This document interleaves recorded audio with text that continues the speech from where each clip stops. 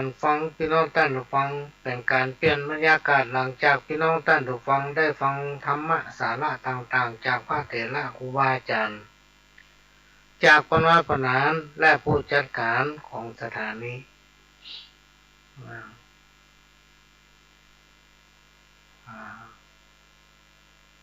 ซึ่งสถานีวัดไฟนั้นมีความยินดีที่จะนำเอาสาระสัพพะพี่น้องท่านผู้ฟังมาเพื่อพี่น้องท่านผู้ฟังได้รับฟังกัน24 ชั่วโมงนะช่วงนี้ก็เปลี่ยนบรรยากาศมาฟังขยมเก่านำเอาสาระร้อยอันปันเรื่องมาเล่าอู้สู่กันฟังเพื่อนำมาฝากเป็นข้อคิดสำหรับพี่น้องท่านผู้ฟังที่สนใจสิ่งไหนที่หานว่าฟังแล้วมีประโยชน์ฝากไว้ประดับสติปัญญาสิ่งไหนที่ฟังแล้วมันบ่เข้าท่าก็คือฟังหูซ้ายออกหูขวาแล้วกำอู้กำไหนที่มันทำให้พี่น้องท่านผู้ฟังรับฟังแล้วแสลงใจก็ต้องขอสุมาไปตุยสิ่งไหนที่พี่น้องท่านผู้ฟังรับฟังแล้วม่วนอกม่วนใจเป็นสิ่งที่ทางผู้ดำเนินรายการมีความเต็มใจมอบให้ด้วยความยินดีบ่ได้สงวนลิขสิทธิ์ ปกติที่ผ่านมาพี่น้องท่านผู้ฟังบล่ำได้ป้ากันมาหลายอาทิตย์เนื่องจากว่าติดภารกิจเพราะว่ามีชีวิตสัมพันธ์กับอาชีพนะวันนี้เป็นวันที่เฮาและท่านทั้งหลายพักหยุดอยู่บ้านเป็นเฮาและท่านทั้งหลายที่เป็นคนไทยต้องไปใช้สิทธิ์ใช้เสียงตามระบอบของประชาธิปไตยนะอันมีพระมหากษัตริย์เป็นประมุขที่ต้องไปเลือกตัวแทนของตัวเองไปเลือกผู้แทนที่เข้าไปในสภาเป็นตัวแทนเป็นปากเป็นเสียงแทนพี่น้องประชาชนคนไทยเฮาวันนี้แต่ละหน่วยเลือกตั้งพี่น้องท่านผู้ฟังเต้าที่ได้ติดตามข่าวเนี่ยเนืองแน่นไปด้วยผู้คนที่ไปใช้สิทธิ์ใช้เสียงกันทั่วทุกหน่วยเลือกตั้งก็หลวงก็ไปมาละ ครอบครัวนี่รวมว่าไปหมดละบางคนก็งงคนเฒ่าคนแก่เนี่ยบ้านมันเสียกับคนเฒ่าคนแก่ขนาดเฒ่าเป็นคนหนุ่มยังงง อันนี้เป็นเรื่องที่ห้ามไม่ได้พี่น้องท่านผู้ฟังมันต้องมีสองแง่มันถึงดีถึงเสียก็ต้องขอกราบขอบพระคุณพี่น้องคนไทยทั้งหลายที่ไปแจ้สิทธิ์แจ้เถียงกันอย่างเนืองแน่นทั่วทุกพื้นที่ในประเทศเจ้าที่ติดตามข่าวช่วงนี้ทัพปิกมาถึงบ้านถึงจองแล้วกินข้าวน้ำข้าวตอนเรียบร้อยก็มานั่งฟังรายการของพ่อหลวงเนาะฟังเอาจนใกล้นะพี่น้องท่านผู้ฟังเป็นเวลา2 ชั่วโมงที่เราจะได้พบปะเรามาอู้เฮยกันส่วนใหญ่ก็จะเป็นสาระจากประสบการณ์สาระจากที่ได้หู้ได้ยินได้ฟังได้จดได้จำเอากรรมของครูบาอาจารย์มาเล่ามาอู้สู่กันฟังพี่น้องท่านผู้ฟังแบบชาวบ้านเพราะมันเป็นรายการที่ชาวบ้านมาจัดแล้วก็พื้นฐานทางด้านการศึกษานี่มีน้อยเดียวนะพี่น้องท่านผู้ฟังอาศัยประสบการณ์และก็ความจริงใจ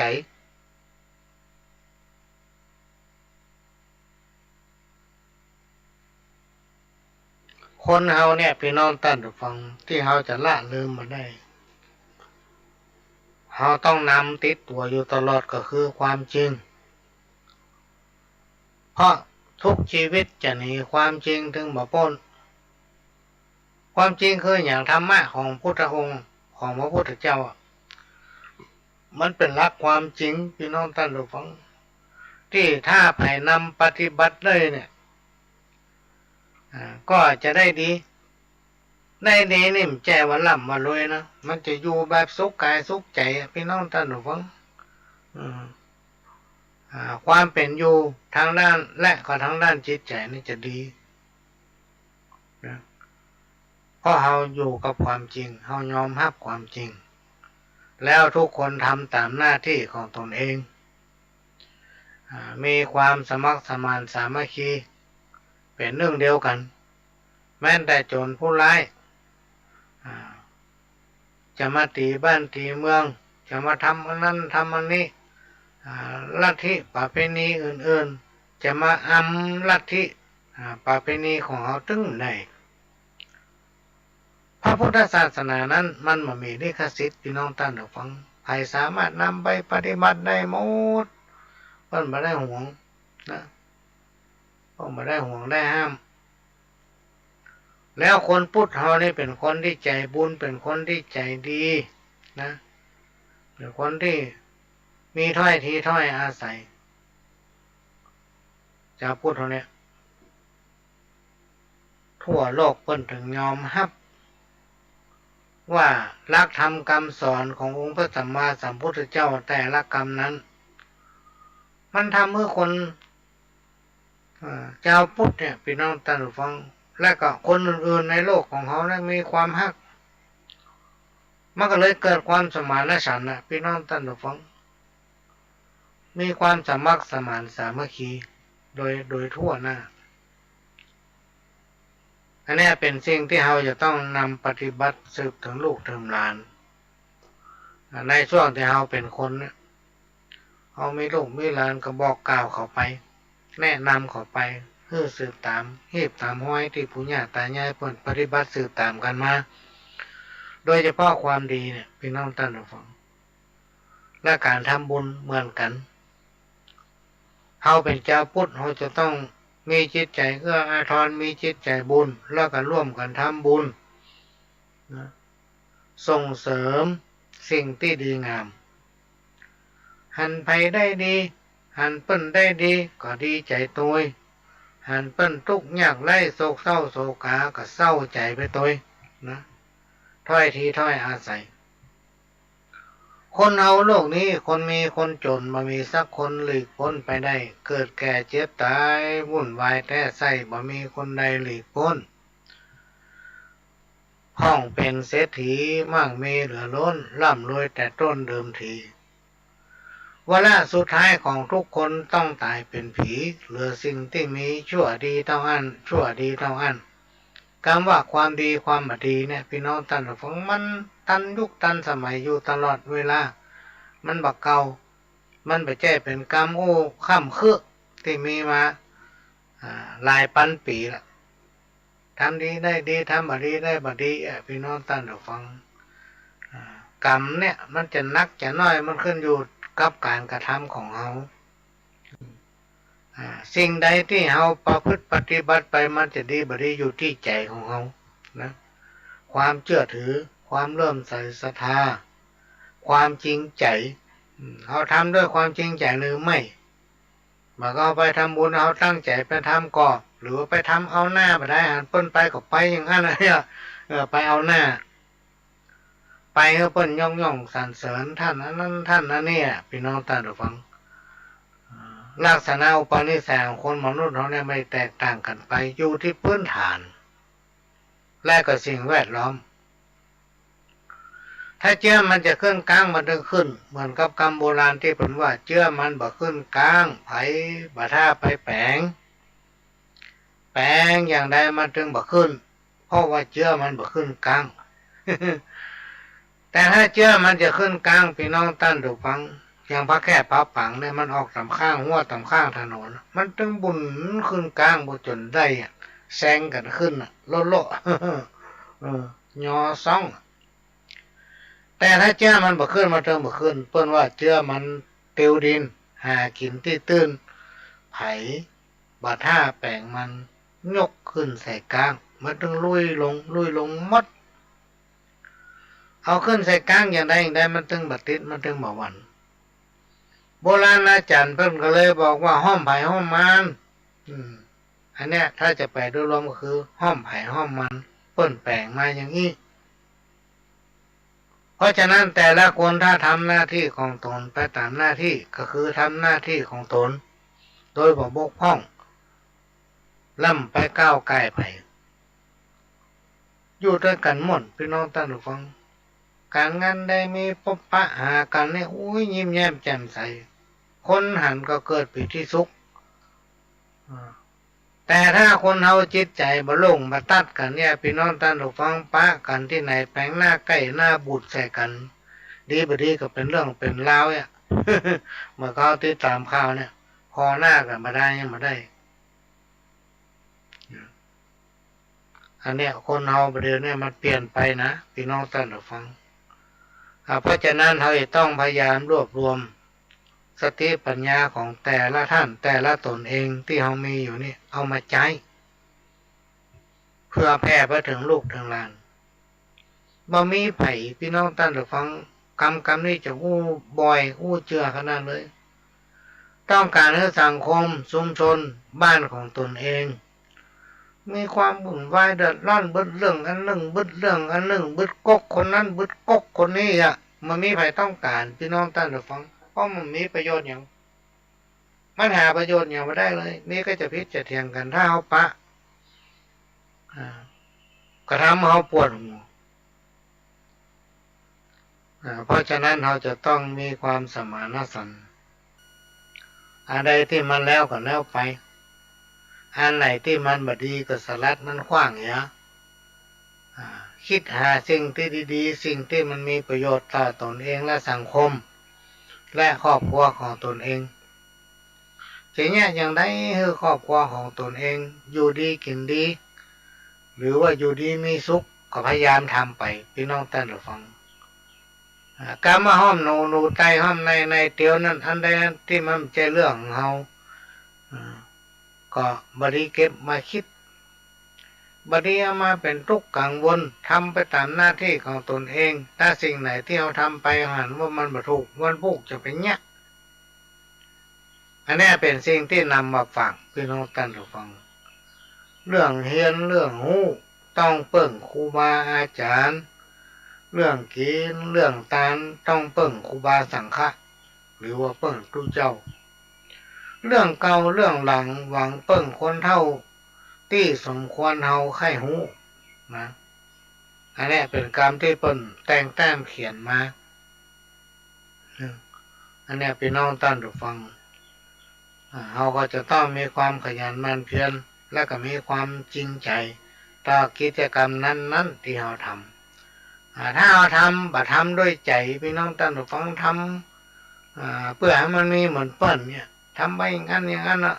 ไม่ได้คิดอย่างจิตใจมันเป็นอย่างเก่าจิตใจเป็นอย่างเก่ากระด้างกระเดืองอย่างเก่านั่นแหละชอบยุไปทางนั้นยุไปทางนี้ว่าคนนั้นว่าคนนี้มาส่งเสริมไผ่คิดว่าจะเอาตัวรอดอย่างเดียว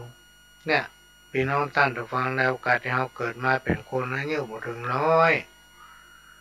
สิ่งไหนที่มันทำให้เรามีความเจริญรุ่งเรืองคนอื่น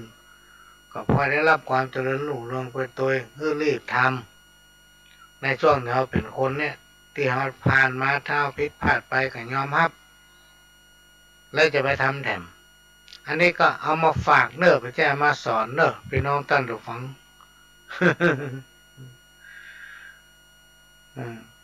พ่อแม่คือพระเจ้าของลูกคำว่าพระเจ้าเนี่ยพี่น้องท่านผู้ฟังไม่ได้หมายถึงเฉพาะสารรูปของพระพุทธเจ้าไม่ได้หมายถึงสารรูปของพระพุทธที่ตั้งอยู่กลางโบสถ์กลางวิหารพระในบ้านนี่พ่อแม่ก็คือเป็นพระองค์แรกของลูกนะบางผู้บางท่านต้อนละพ่อแม่ของตนเองบ่สนใจพ่อแม่ของตนเองเพิ่นจะกินอย่างใดอยู่อย่างใดเพิ่นจะไปที่ไหนอย่างใดพี่น้องท่านผู้ฟังไม่ได้สนใจเหมือนกับคำโบราณที่ว่าลูกเป็น4เป็น5พ่อแม่เลี้ยงได้แต่เลี้ยงใจเขาไม่ได้นะลูกเป็น4เป็น5คนพ่อแม่คนเดียวไม่ได้ดูแลไม่ได้พี่น้องท่านผู้ฟังนี่กรรมสุภาษิตโบราณที่เพิ่นว่าไว้ เพราะฉะนั้นพระเจ้าในบ้านเฮาคือพ่อกับแม่เขาจะต้องดูแลรักษาเปิ้นขยันยังก็ซ่อให้เปิ้นกินเปิ้นเจ็บเปิ้นเป็นเปิ้นบ่สบายเป็นอะไรยังก็หาหมอหายังหรือว่าป้าเปิ้นไปหาหมอนี่เป็นต้นก็ได้เจอว่าเป็นลูกที่กตัญญูกตเวทิตาคุณตกน้ำบ่ไหลตกไฟบ่ไหม้เนอะพี่น้องท่านผู้ฟังลองตองพอเตอะติวนี่เพราะว่าพ่อหลวงพิสูจน์มาแล้วว่าถ้าคนใดทำความดีงามอุปการะเลี้ยงดูหรือว่าดูแลพ่อแม่ทำมือเปิ่นม่วนอกม่วนใจพี่น้องท่านผู้ฟังในอนาคตเนี่ยคนนี้จะร่ำรวยมีสมบัติพัฒฐานแก้วแหวนเงินคำไหลมาหาประสบกับความร่มเย็นเป็นสุขในที่สุดครอบครัวของคนนี้จะอยู่เย็นเป็นสุขเพราะมีความกตัญญูกตเวทิตาคุณกับพ่อกับแม่ของตนเองอันนี้ก็นำมาฟังเด้อพี่น้องท่านผู้ฟังชั่วโมงแรกนี่ก็ตั้งใจว่าจะเปิดซอให้ฟังนะประวัติของหลวงพ่อครูบาโสภาวัดฝ่ายหินอยากจะเปิดให้พี่น้องท่านผู้ฟังได้ฟังกันเชื่อประวัติของหลวงพ่อพระอภัยสารทะองค์ปฐมสังฆะองค์แรกของล้านนาเฮาพี่น้องท่านผู้ฟังอาทิเพิ่นมีที่วัดฝ่ายหินทุกเดือนเมษาเพิ่นจะทำกิจกรรมทำบุญเพื่ออุทิศหาหลวงพ่อพระอภัยสารทะองค์ปฐมสังฆะองค์แรกของภาคเหนือล้านนาแต่ปีนี้พ่อหลวงไม่ได้ไปติดภารกิจ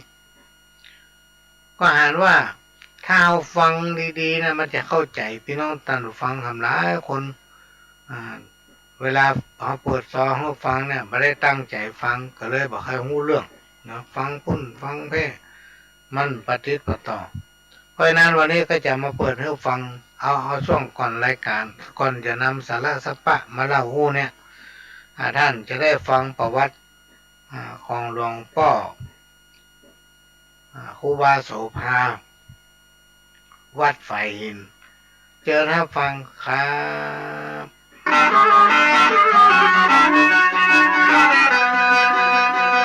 สอเทระประวัติพระเดชพระคุณพระอภัยสารทะประถมสังฆราชาแห่งล้านนาครูบาโสภาโสพโนวัดฝ่ายหินอำเภอเมืองจังหวัดเชียงใหม่ซอโดยแม่บัวซอนเมืองป้าว40,000เมืองยองจ้างปีก้อยวิทวัฒทิโนน้องหลอนปีกลางวิสิตชัยวงศ์น้องดิวปีเล็กกวินดวงแก้วสลามือซึงพิษณุการสายแก้วน้องจ๊อบเชิญรับฟังได้แล้วครับ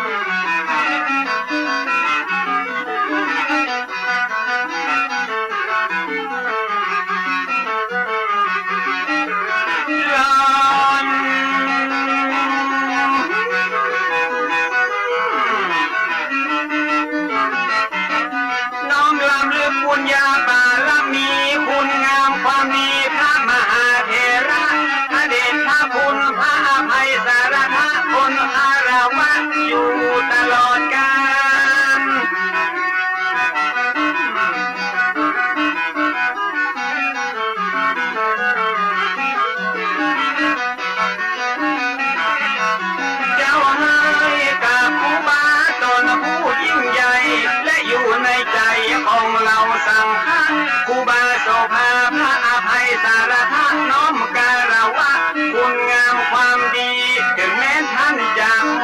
รณภาพไปเมินขนาด179 ปีเป็นดวงดาวที่แผ่วพราวสีงดงามบ่มีวันล่นจากฟ้า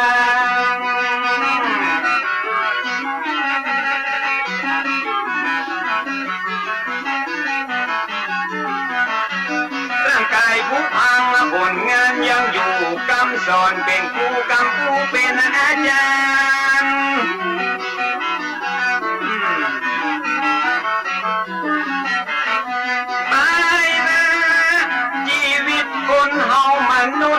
บ่ได้สิ้นสุดก็เพียงแค่ความตายเพราะว่าความดีมันบ่สูญสลายไปกับร่างกายยิ่งใจเฮานั้น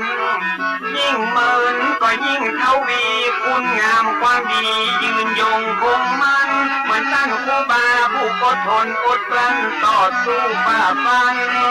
ท่านเมื่อได้ต่อสู้เพื่อเราสังฆะเสียสละเพื่อพระศาสนาปัดเป่าปกป้องเมื่อมีภัยมาประมุขสังฆาล้านนาก่อนทีขอน้อมสะดุดีสิทธมุนีผู้มีบทบาทนี้และน้อสาธุน้อ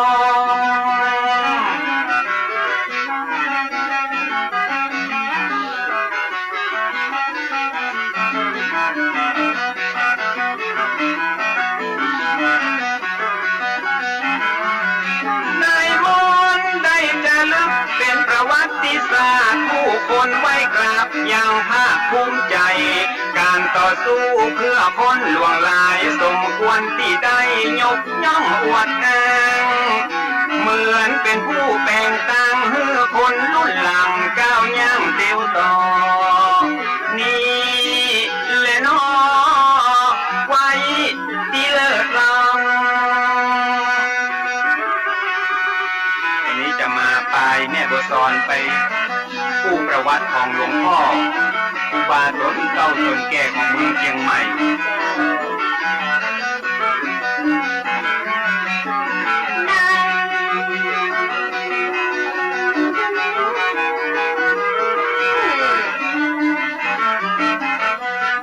ประวัติศาสตร์ล้านนาแกนลึกอ่านแล้วหูสิกระภูมิใจอย่างยิ่งต้นไม้จะว่องว่ามีการมีกิ่งแจ้งเยื่อกะที่ไม่ยอมวิ่งหนีสื่อ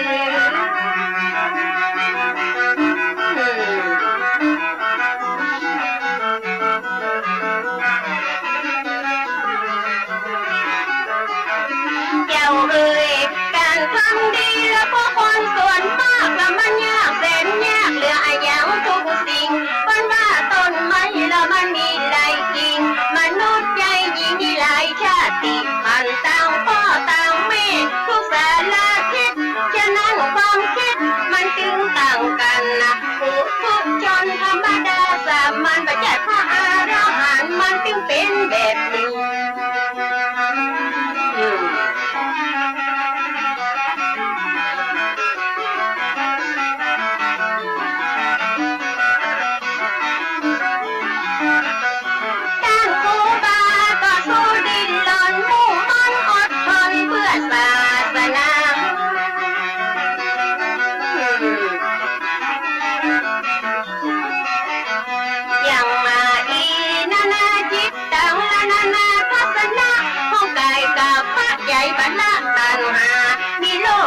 หลงอยู่ตลอดเวลาโยมจะนำพาเราไปสู่ความขัดแย้งบอกว่าไปนอกบอกว่าไปในหาเรื่องใส่ไฟคอยจะกันเก่งต้นว่ามาแล้วมันหันต้องเฮงปล่อยมันเห่าสุดวันสุดคืนเหมือนพาพุทธาไปก้มและผู้บ้าแล้วก็พร้อมเอามาต่อปิดเพ่นคืนตุเจ้าสั่งข้าและถ้าบ่มีจุดยืนและสถาแตกตื่นแยกกันจากไฟตัดหัวยังเหลือเยื่อใยทิศต่างไปแต่ใหญ่ใจแต่นี่เลยน้องยานี่เลยน้อง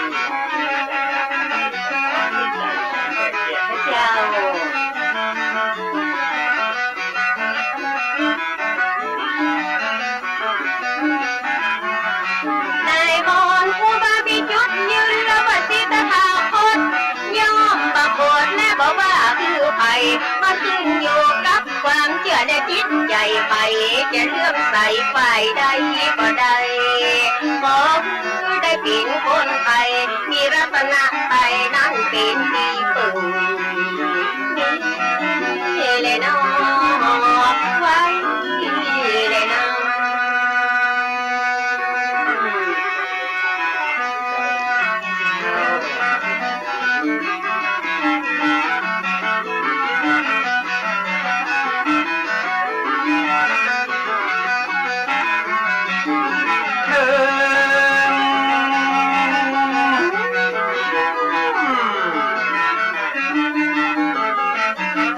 ความแตกแยกเป็นเรื่องธรรมดาต้องมีปัญญาคอยมากำกับแยกผิดแยกถูกนั่งนับนอนนับทิฏฐิบ่ดับบ่ต่างคนต่างแท้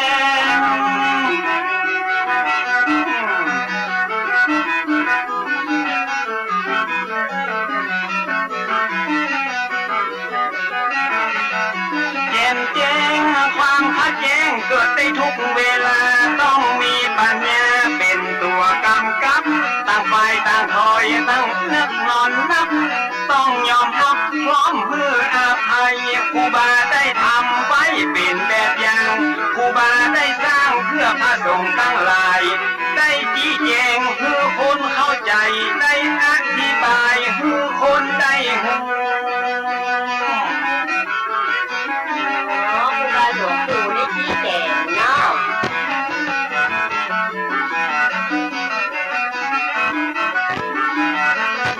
แล้วจะจวนปัดนมมือสาง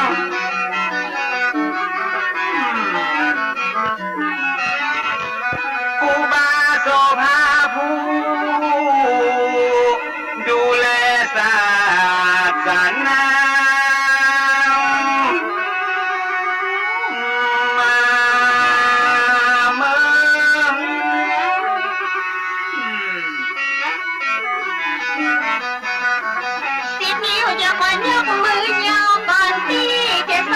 นมัสการขออนุญาตจากดวงวิญญาณก็จะเอาผลงานและประวัติมาเผยแผ่แก่สาธารณชนซึ่งมีอยู่หลายคนที่ยังบ่ฮู้หลายคนอยู่ที่บ่ฮู้เนาะคนที่ฮู้แล้วก็ฟังเพิ่มยังมีหลายคนที่ยังบ่ฮู้ยังมีหลายผู้ก็ที่ยังสงสัย40,000บัวซ้อนมาขอถวายมาขอขยายคือพระสงฆ์องค์เจ้าตลอดจนถึงศรัทธาญาติโยมบ่ใจกำลมที่จะอมมาเล่าเป็นเรื่องจริงตั้งแต่ปลายฮอดเก้ามาฮือหมู่เฮาใจฟังจะได้บ่ฮู้เนาะอย่างน้อยก็ได้ปลุกจิตสำนึกคือได้ระลึกนึกถึงความหลังบ่ฮือให้เลือกพักอย่างคนเรื่องเก่าหลังคือคนตอบโต้เพื่อเอาไว้เป็นกรณีศึกษาถึงจะผ่านมาตั้งแต่ปีมาโว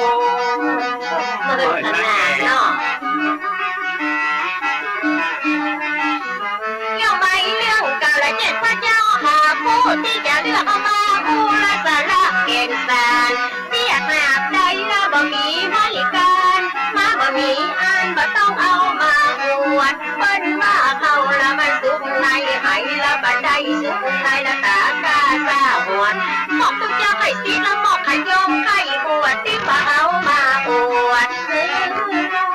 อันนั้นบ่มีสาระแม่เนาะเจ้า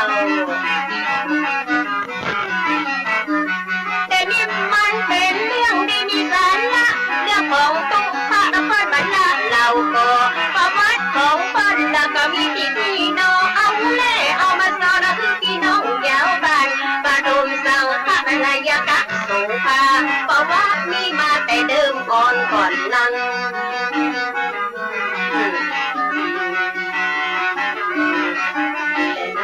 ประวัติมีมาแต่เดิม มอ่อนก่อนนั้นตามที่ได้อ่านจากในหนังสือว่ามีผัวเมียคนที่น่านับถือไผ่ก็เล่าลืออวดอ้างกันหมดผัวชื่อว่าพ่อนานอินตะเคยบวชเป็นพระใจสะอาดหมดจดเมียชื่อสอนใจบ่หอนกดบ้านอยู่ทางวันตกมาพองมาเวียง เมียป้ากับเจ้าบัวซอนจะนอกกับเจ้าบัวซอนนี้นะเจ้า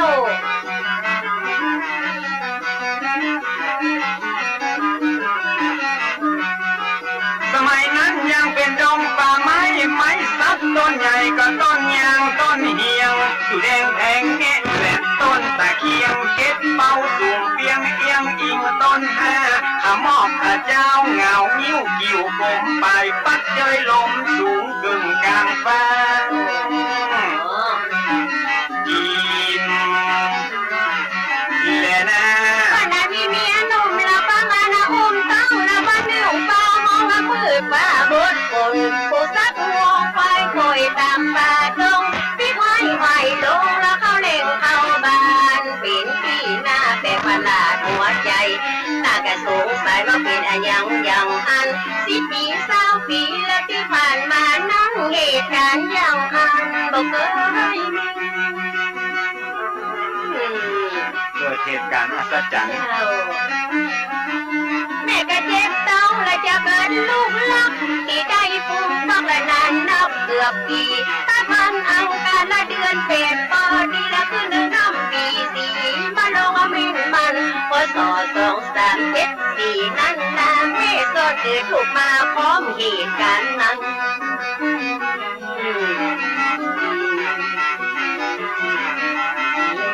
ไปแจ้งก่อนหันแสงสุริยะก็ต้อนนานอินตั้งแม่สอนดีใจได้ลูกทับที่เป็นพ่อใจตั้งชื่อว่าควายเป็นมังคัลละร่างกายแข็งแรงครบ32ผิวพรรณพดผ่องบ่มีไฟกากะเจริญไวบ่มีภัยโลกะช่วยงานสับปะยางเอา โอ้ยละอ่อนผู้กรรมเนาะ เต้นตีนเต้นมือบอกว่าถือว่าติ้วถึงตัวน้อยนิ้วกำเพียงซิวแผ่วควานหับน้ำบดหลัวปัดเงินเตือนจานห้องใจเนี่ยการมาคืนตันมาวันได้บ่ได้บังคับบ่ได้วอนขอบ่ต้องได้หลอกหรือบอกแม่ห้องใจจีมเลยน้อง ว่าเด็กชายไปแล้วอยู่กับพ่อแม่คอยเฝ้าดูแลและสุขสันต์หันษามีวันหนึ่งละตั้งเจ้าครูบาได้เมตตาละมาบินทับบาทละมาหันใส่ตัวละหันเด็กชายไปแกก้าวว่องไวและมีแววฉลาดครูบามันที่ชายได้ขออาโดนญาติกับพ่อนางกินตันที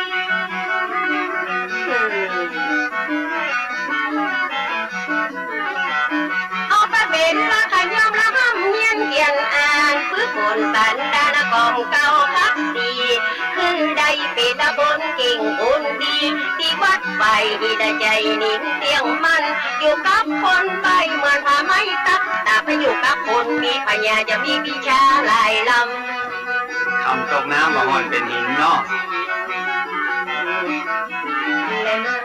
อยู่กับคนผ่านพาไปหาพิษอยู่กับบัณฑิตพาไปหาผลอยู่กับครูบาได้ศึกษาฝึกฝนมุ่งมั่นอดทนจนอายุ15เขียนตัวเมืองอ่านแถวตัวไทยอ่านออกเขียนได้ชัดฉานเก่งกล้าครูบาพอหันอนาคตวันหน้าเลยบรรพชาเป็นสามเณร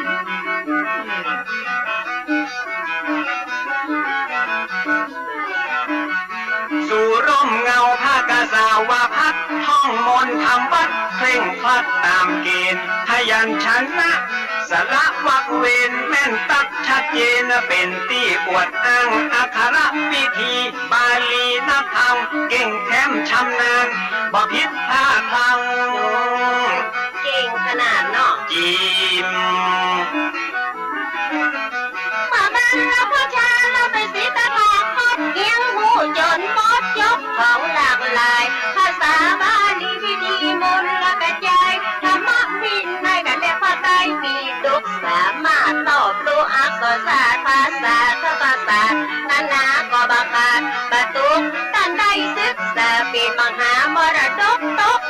สิ่งอื่นนะเมื่อมา 179 ปีมาถึงบัดเดียวน้องยังมาสูญหายแต่ เมื่ออายุ32 ปีคบกับน็อตก็ได้อุปสมบทตามความเมตตาของอาจารย์ท่านเจ้าครูบายิ่งเพิ่มศรัทธานักหนาปาปานะพระมหาเถระสวามีนั่นนาปิดพระอุปชาติวัดป่าเด้งแห่งนั้น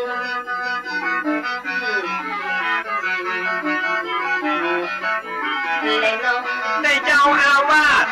วัดป่าแพ่งเมตตามาเป็นกรรมวาจาจารย์วัดใบหินเป็นอนุสาวนาจารย์ได้ฉายางามว่าโสภาภิกขุได้ศึกษากะเฮียนต่อเพิ่มเติมจากของเก่าเดิมมาจากเนนฮอดตุเฮียนแต่หานสำเร็จลุกเป็นที่น่าสาธุหัวยินนาดี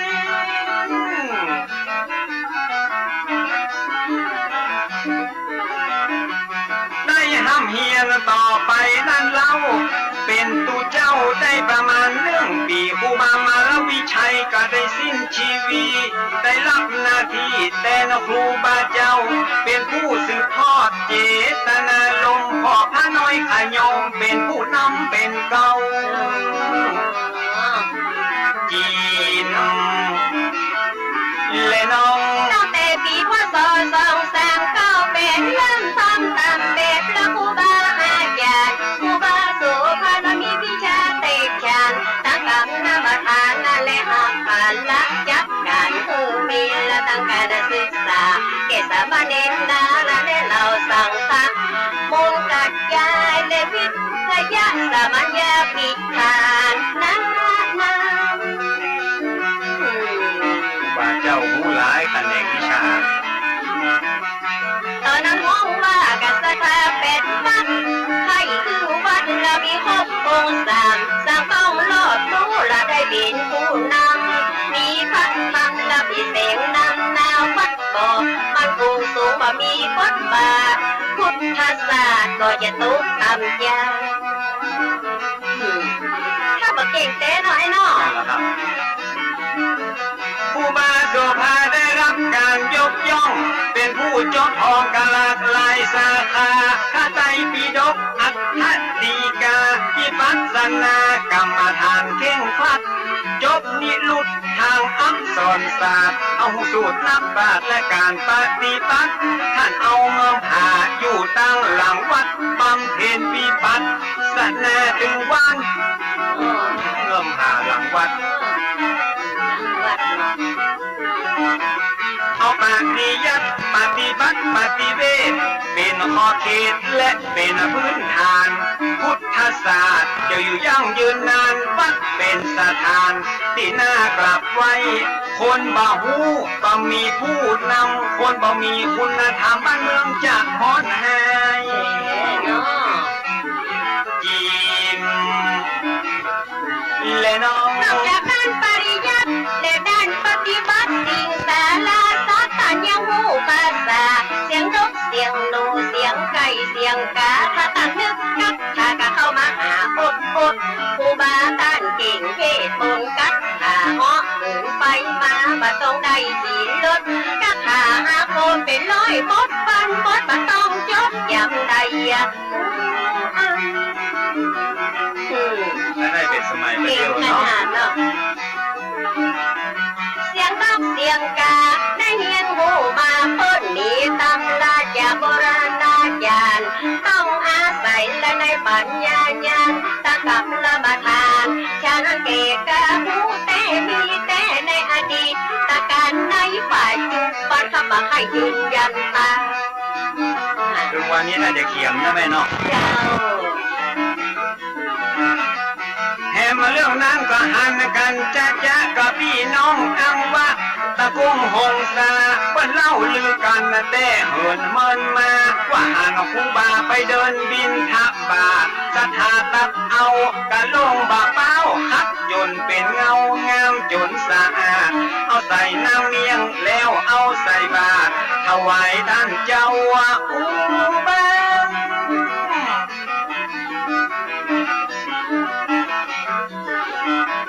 ห้องใครพิสู สูตรเอากระลงเกิงนั้นแล้วก็เดินทางมาซ้อถามหามาปะกะลงปากเป้านั่นนาที่ตั้งครูบาไฟหินดังอันเชื่อว่าครูบาเพราะเหินเดินอากาศไปบินทบาทที่เอาว่าคุณนั้น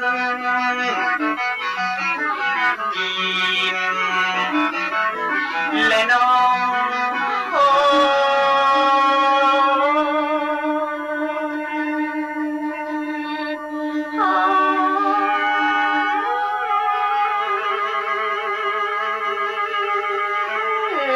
ความดีที่ทำไว้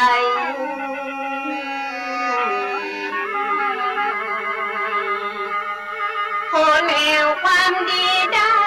มาตอบสนอง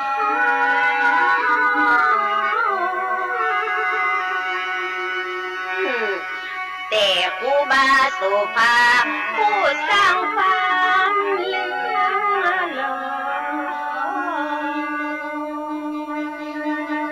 แก่ศาสนาบวรและศรัทธาเจ้าบ้านทางการใดน้องทว่า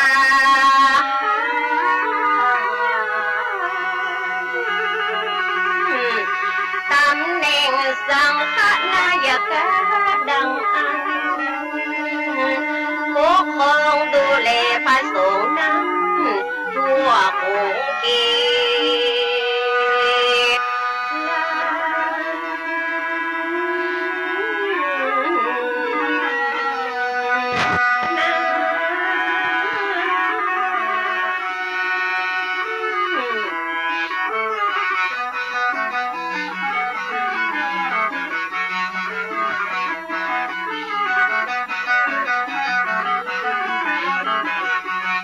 เก่งบ่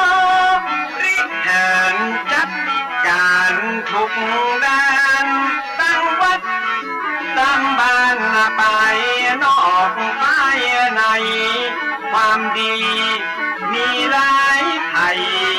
ก็ชอบสู้และมี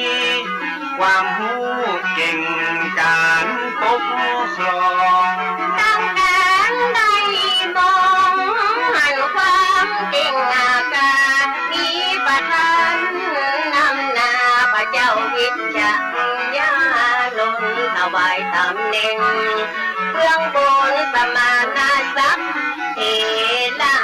เป็นปฐมสังฆนายกโสภา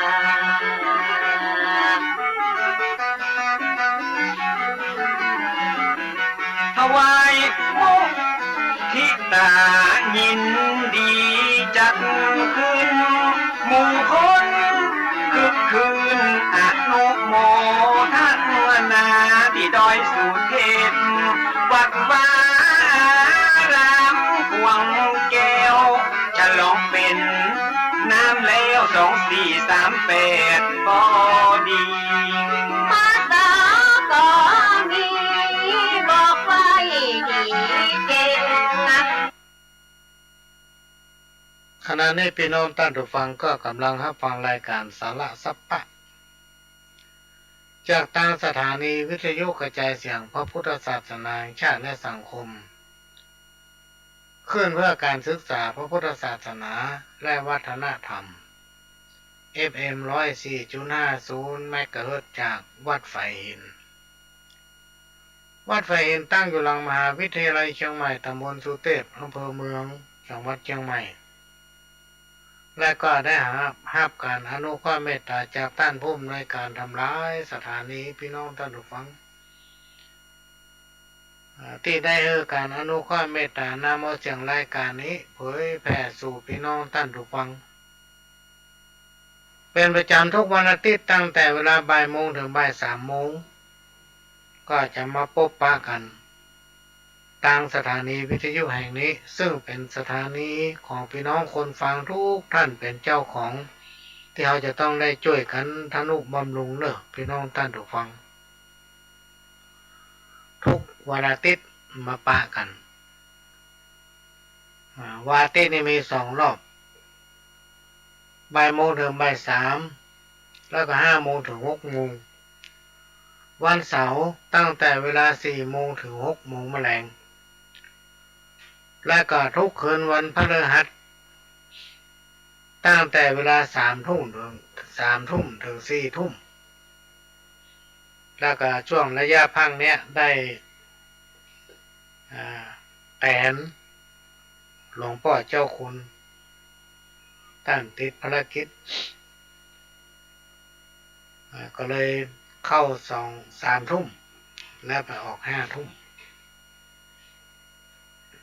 จบรายการ5 ทุ่มก็จะมีเป็นบางวันบางช่วงพี่น้องท่านผู้ฟังที่ไม่ได้พบปะก็ต้องขอสุมาภัยเนื่องจากว่ามีภารกิจที่ต้องทำนะต้องขอสุมาภัยด้วยวันนี้ได้เปิดประวัติของหลวงพ่อครูบาโสภาหรือพระอภัยสารทะองค์ปฐมสังฆะองค์แรกของล้านนาเมืองเหนือเฮาพี่น้องท่านผู้ฟังอัฐิของท่านอยู่ที่วัดฝ่ายหินเป็นประจำทุกเดือนเมษาทางวัดฝ่ายหินก็จะทำบุญน้อมรำลึกถึงพระคุณของหลวงพ่อเปิ้ลซึ่งเป็นองค์ปฐมสังฆะเป็นสังฆราชสงฆ์องค์แรกของภาคเหนือเฮาพี่น้องท่านผู้ฟังก็ให้ฟังไปได้เกิงละ ได้เกิงก็กลัวว่ามันได้บอกเข้ารายการอะไรเพื่อทั้งเงินเนี่ยเนาะก็เป็นรายการที่นำเอาสาระร้อยอันปันเรื่องมาเล่ามาอู้สู่กันฟังพี่น้องท่านผู้ฟังอันใดที่หันว่ามันมีประโยชน์ก็ฝากไว้อันไหนที่ฟังแล้วมันมีประโยชน์ก็ละไว้ในวิทยุหันพี่น้องท่านผู้ฟังไม่ต้องเก็บไปใส่อกใส่ใจกรรมโอ้กรรมไหนที่ทำให้พี่น้องท่านผู้ฟังรับฟังแล้วบ่ม่วนใจต้องขอสุมาภัยและอันใดที่มันเป็นประโยชน์ที่สามารถนำไปประดับสติปัญญานำไปประยุกต์ใช้นะก็สามารถจะนำไปได้เพราะเราไปได้สังวรลิขสิทธิ์ในทางพุทธศาสนาหรือพระพุทธศาสนาหรือว่าศาสนาพุทธของเราเนี่ยพี่น้องท่านผู้ฟังเราไม่ได้สังวรลิขสิทธิ์เผยแพร่กันไปเรื่อยๆบอกว่าจะอยู่ในเชื้อชาติศาสนาได้ก็เอาธรรมะขององค์พระสัมมาสัมพุทธเจ้าในไปอู้ได้ธรรมะขององค์พระสัมมาสัมพุทธเจ้าเนี่ยพี่น้องท่านผู้ฟังมันไร้พรมแดนไร้ขอบเขตบ่มีที่จำกัดถ้าใครสามารถนำปฏิบัติได้สักหน่อยเนี่ยมันจะทำเราอยู่ดีมีสุขอยู่ดีมีสุขเหมือนกับคำโบราณที่ว่าพี่น้องท่านผู้ฟังคนเราเนี่ยมันจะต้องมีสติปัญญา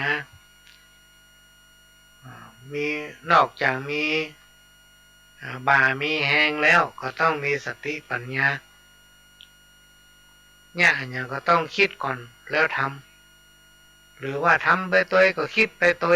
อันนี้มันดีอันนี้มันไม่ดี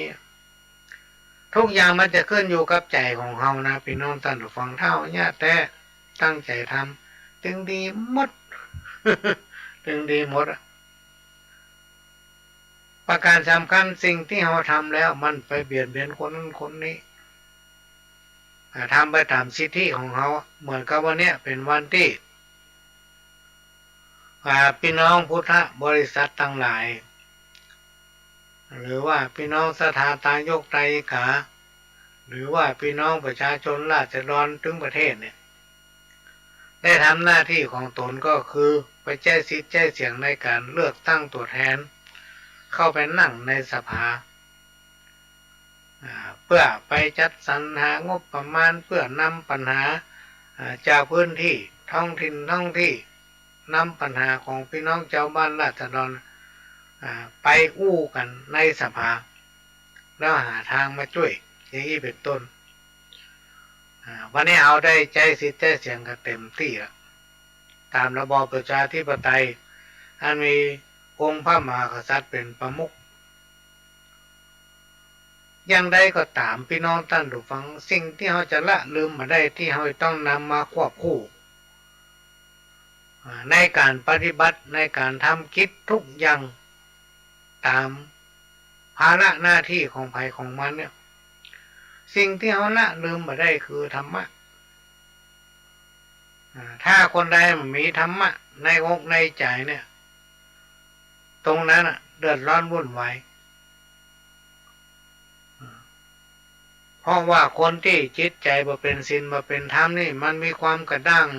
มันมีสันดานมีทิฐิมันฝังอยู่ในตัวของทุกคนแต่ถ้าคนไหนพี่น้องท่านผู้ฟังมีธรรมะไว้ในใจเนี่ยคำว่าสันดานและทิฐินะมันจะลดต่ำลงไปนะความมาอย่างต่างๆที่ว่าบัดดีนะมันจะถอยลงไปอย่างนี้เป็นต้นเมื่อคนมีธรรมะเนี่ยจิตใจเพิ่นจะงามหน้าตาเพิ่นจะสดใสพอสดใสตาก็มีแววคนที่จิตใจมันเป็นศีลเป็นธรรมตามันมีแววนะพี่น้องท่านผู้ฟังหน้ามันก็บ่สดใสนะหน้าบ่สดใสหน้างี้อยู่ตลอดหน้าดำกำเศร้า แต่คนที่จิตใจเพิ่นงามหน้าตาเพิ่นใสถ้าเอาได้อู้ตัวก็ม่วนอกม่วนใจนี่มันอยู่ที่พื้นเพวาสนาของภัยของมันวาสนาชะตาของคนเฮานั้นหากบุญช่วยกรรมย่อมมีวันหนึ่งจะได้เป็นดีกรรมโบราณเพิ่นกล่าวไว้ว่าเฮ้อยึดธรรมะเป็นหลักขันติก็ย่อมจังมีเหมือนเปิ้นเจ้าบ้านการว่าหน้าบุญเฮามีถึงดีเสี่ยงท่านพ้นจากสามัญต่ำจ้าเปิ้นทำเฮาทำเปิ้นกล้าเฮากล้ามันถึงบักเขียมแผ่นผ้าเงินทองคนใดยากไร้เขียมเข้าเขียมของก้อยติก้อยร้องจังหิมากล้าขึ้นเนี่ยก็คือเอาก้อยเนี่ยไปพี่น้องท่านผู้ฟังทำมาหากินไปตามหน้าที่ของเฮาบ่ไปเบียดเบียนคนนั้นบ่ไปเบียดเบียนคนนี้ทำมาด้วยกำลังกายและจิตใจของตนเองด้วยสติปัญญาตัวเก่าจะไปคิดว่ากูจะต้องรวยขอให้มันอยู่ได้มีกิน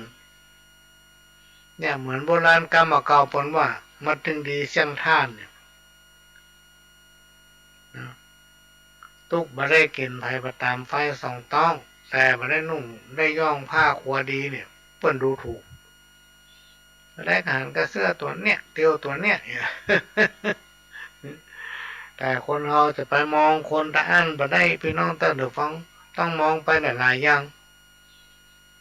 บางคนแต่งตัวดีขนาดใส่เล็ดใส่สร้อยเสื้อข้างในเตียวถ้ามันผูกไทยได้มันจะผูกไทยวันข้ามคืนหุ่งนี่มันผูกไปได้มันฮ้อนอู้ดีนะอู้ม่วนฟังนั้นน่าเชื่อถือแต่ตั้งในมันเป็นภัยยังยิ่งใหญ่มหาศาลอันนี้เป็นสิ่งที่เกิดขึ้นในสังคมเราภัยสิ่งแวดล้อมภัยจากธรรมชาตินะมันยังป้องกันได้แต่ภัยจากคนมนุษย์โดยกันเนี่ยพี่น้องท่านผู้ฟังมันป้องกันมาได้ มันป้องกันมาได้ลองติดตามข่าวเถอะภัยจากมนุษย์โดยกันเนี่ยน่ากลัวที่สุดเพราะมนุษย์ในยุคปัจจุบันเนี่ยจิตใจโหดเหี้ยมพิษคนพิษมนุษย์เพราะฉะนั้นจึงมีการรณรงค์เอาธรรมะหรือวิถีพุทธวิถีธรรมเข้าสู่สังคมชุมชนนะนี่ก็มาอู้หูฟังเด้อพี่น้องท่านผู้ฟังมาได้มาสอน10 เทือนพระบาเต้าคมขวานมีลูกมีหลาน10 คนบ่เหมือนลูกเต้า เพื่อทำความดีเตอะหญิงใจหนุ่มเท่าจังได้เบาแหงบักแค้วถ้าไผบ่มีศีลธรรมบ่เป็นน้ำแล้วบ่เป็นเกศแก้วเนื้อไหนโบราณกล่าวไว้เนี่ยให้หน้าขวายจังเปลืองแห้งควายบ่มูลมั่งเข้าน้ำวังลึกบ่ลงคัดสีน้ำใสดีเบาสวยหน้าเตียวตั้งไก่บ่ย่างจุกท่าไปคนเดียวป่าไม้เบาสายซึ้งที่เปิ้นขึงไว้มาเขี่ยดีดเล่นคอยฟังตุ้มผ้าแต่บ่ปกตั้งหลังข้ามน้ำหวังบ่เอาไม่ถอดสั้น อันนี้เป็นกรรมเต้คนเข้าคนแก่เปิ้นแต่งแต้มเขียนไว้พี่น้องท่านผู้ฟัง10 เทินผ้านี่หมายถึงมีดเนี่ยเขาไม่มี10 ด้ามเนี่ยพี่น้องท่านผู้ฟังมันจะไปฟันไม่บงไม่สร้างฟันเป้าได้ลงต้นเป้าเปิ้นหังเปรียบว่ามันแบบเต้าคมขวานเนี่ยพี่น้องท่านผู้ฟังก้อยบากก้อยฟันไปไม้ต้นมาเล่นอ้อมมาจอดคำเดียวมันถึงปุ๊ดเนี่ยมีลูกเต้าเราหลานมีหลานสัก10 คน20 คนกับเต้าลูกเต้านะมีลูกมีเต้าหลายๆคนกับเต้าผัวกับเมียนะพี่น้องท่านผู้ฟังลูกเต้าเราหลานเอายังเก่งมันก็อยู่ถึงกันไรเอาสบายพ่อกินข้าวละกายแม่กินข้าวละก็ลองเมื่อยกินยาละกายมีก็ยาเหมือนเก่าคนเท่าคนเก่าไว้มีแม่เว้ยคนหนึ่งมีหลานเลี้ยงเอาปอปล่อยใหญ่กองใหญ่ทรงห้ามเย็นจนได้การได้งานทำโอ้เป็นรักเป็นฐานไม่น่าไม่ตาอีแม่ก็ได้ผ้านวมผืนเดียวไปได้โอ้ปีแล้วก็ซื้อฮือโลนี่เนาะ ซื้อผ้านวมเมื่อผืนอู้อยู่ห้านเลยเนาะ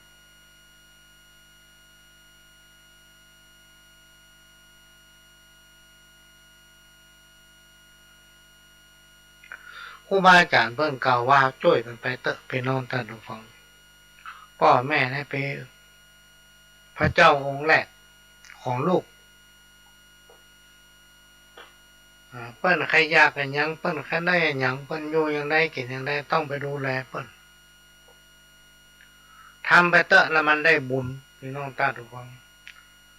บุญตัวเนี้ยจะมาปกห่มเฮาแล้วลูกเต้าเฮาก็จะปฏิบัติกับเฮาเหมือนกับเฮาปฏิบัติกับพ่อกับแม่นะแต่ถ้าเฮาบ่ดูแลพ่อกับแม่เอาใจใส่เปิ้นถึงบักใกล้บักไก่กำแล้วลูกเต้าเราหลานเฮาก็จะทำกับเฮาอย่างนั้นพี่น้องท่านผู้ฟังอันนี้มันมีแต่พิสูจน์ได้นะก็หลวงก็ลองตองพอละ มันมีแต่อันนี้ก็เป็นเรื่องที่นำมาเล่าสู่กันฟังเป็นข้อคิดเนอะพี่น้องท่านผู้ฟังคนโบราณเพิ่นว่าคนเฮาเนี่ยถ้าไผ่ซ่อหากรรมเข้าไปถลำผูกมัดกับกรรมนั้นกรรมอันนั้นก็จะตอบซ้ายเฮาไปหลุนมันมีชาติหน้าเพิ่นแต่งแต้มเขียนไว้ว่าชาตินี้แน่แล้วบ่มีหายสูญกรรมจักตัวตันเนื้อไหนบ่มีชาติหน้าการไผ่สร้างผลบุญก็จักได้ดีหลายผลบุญกุศลเนื้อไหนจังมาตอบแทนอยู่ก็จักสุขกายจิตใจหายมนเศร้าโมดกังวลเนี่ยเป็นความจริงนะพี่น้องเรื่องเนี่ยเป็นความจริงที่มันบอกว่าทำบุญกันเตอะมันบ่เสียหลายนะจักได้สบายในวันไปหน้าหมายถึงสบายจิตใจของปกติเกิดอันใดก็ได้อันใดก็ได้มาเป็นที่ห้าหูแก่คนทั้งหลายเพราะเป็นคนใจบุญนะได้ทำบุญเนื้อทานมาโดยประขาดแต่มันต้องทำเมื่อมาถูกที่นะพี่น้องท่านทุกฟังถ้าเราทำบุญมาถูกที่มันก็มีประโยชน์อย่างสักอย่าง แต่ไม่ไปมีประโยชน์จะได้ทองคำเป็นเล่มเพื่อเอาไปฝังไว้ บอกมาทำประโยชน์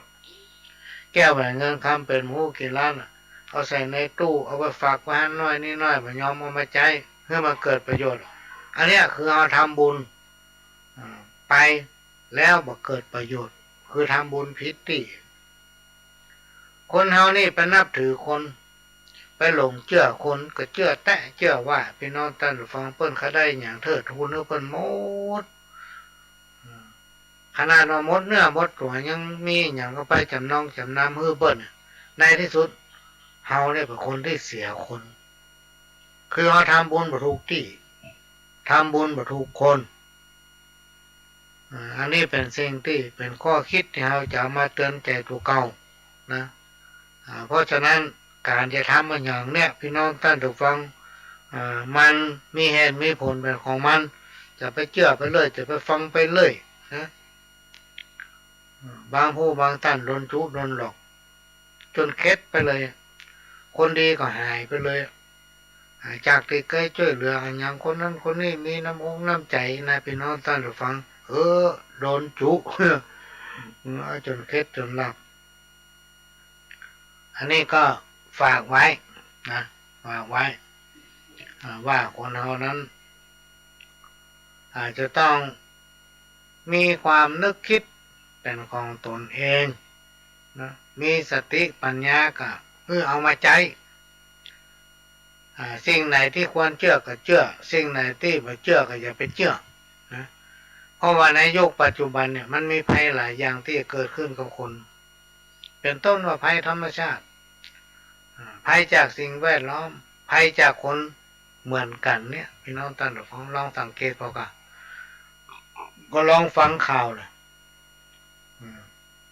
มีการฆ่ากันตายเพื่ออย่างเพื่อประโยชน์ลองวันใดถ้าเรามีประโยชน์กับเขาก็มาหาเราวันใดที่เรามีประโยชน์กับเปิ้นก็มาหาเราพี่น้องท่านผู้ฟังอันนี้เป็นหลักความจริงเพราะฉะนั้นเราจะต้องดูแลตนเองพี่น้องท่านผู้ฟังดูแลตนเองนะจะไปเชื่อไปเลยเวลาจะทำอย่างก็ทำแต่นะยิ่งถ้าเรามีความรู้เนี่ยพี่น้องท่านผู้ฟังบางคนมีความรู้มีตำราดีๆเอาไว้ในตู้มันยอมออกมาห่วงแหนไว้บ่เพื่อไปหูบ่เพื่อไปหันบ่เพื่อไปศึกษาแทนที่จะมาทำประโยชน์ให้กับสังคมเก็บไว้ในตู้เหมือนบางคนมีสตางค์เป็นปุ๊บมาช่วยเรือไผเอาไว้ให้เพิ่นยืมว่ะ ครูบาอาจารย์เพิ่นบอกว่าวิชาความรู้อย่าไปห่วงแหน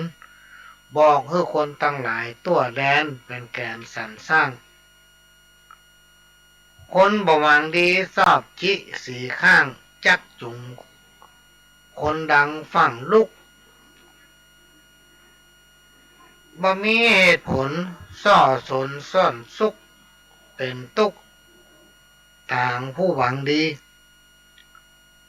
อันเปิ้นยามตุกบุญหานะบางคนยามตุกบุญหาเรื่องเสียดสีหันไผทำดีบ่มีเสริมสร้างตีตัวเสมอเลิศเนื้อหวดอ้างหันคนมีตังฝั่งซบเลียแข้งเลียขานานๆจะไปคบคนประเภทนี้อันตรายคนไหนนะพี่น้องท่านฟังลองสังเกตถ้ามาอู้แปลงกิน จะไปคบนี่เมื่อไก่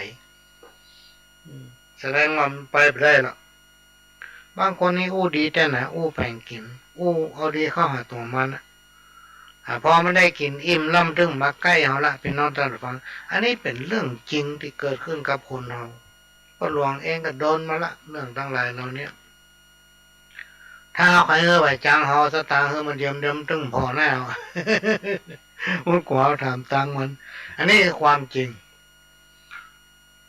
ในสังคมยุคปัจจุบันย้อนคนเขามันไม่ยอมรับความจริงเนี่ยพี่น้องท่านผู้ฟังมาถึงวุ่นวายเนี่ยนะวุ่นวายถึงวันเนี่ยคนไม่ยอมรับความจริงทำบดีเป็นว่าบดีโคตรนะสิ่งที่มันน่ากลัวที่สุดกว่าคนชั่วอ้างว่าตัวเองทำความดีแล้วทำไปติ๊กๆทำความชั่วแล้วไปบอกว่าตัวเองทำความดี ถ้าไผว่าบดีโคตรเนี่ยคนเฮามันยอมรับความจริงอ่ะพี่น้องท่านผู้ฟังอันวิชาความรู้เหมือนมีหีบตู้เงินทองถ้าไผจ้างใจเหมือนมีเงินแป่งของถ้าไผจ้างปกครองเหมือนมีเงินเต็มตู้อันนี้คือหลักความจริงพี่น้องท่านผู้ฟังถ้ามีวิชาความรู้เขาหากินด้วยสติปัญญาเขาทำไปแต่เขาไม่ต้องหวังร่ำหวังรวยพี่น้องท่านผู้ฟังนะเขาต้องจ้างบริหารตนเองถ้าเขามีสตางค์สักน้อยเนี่ย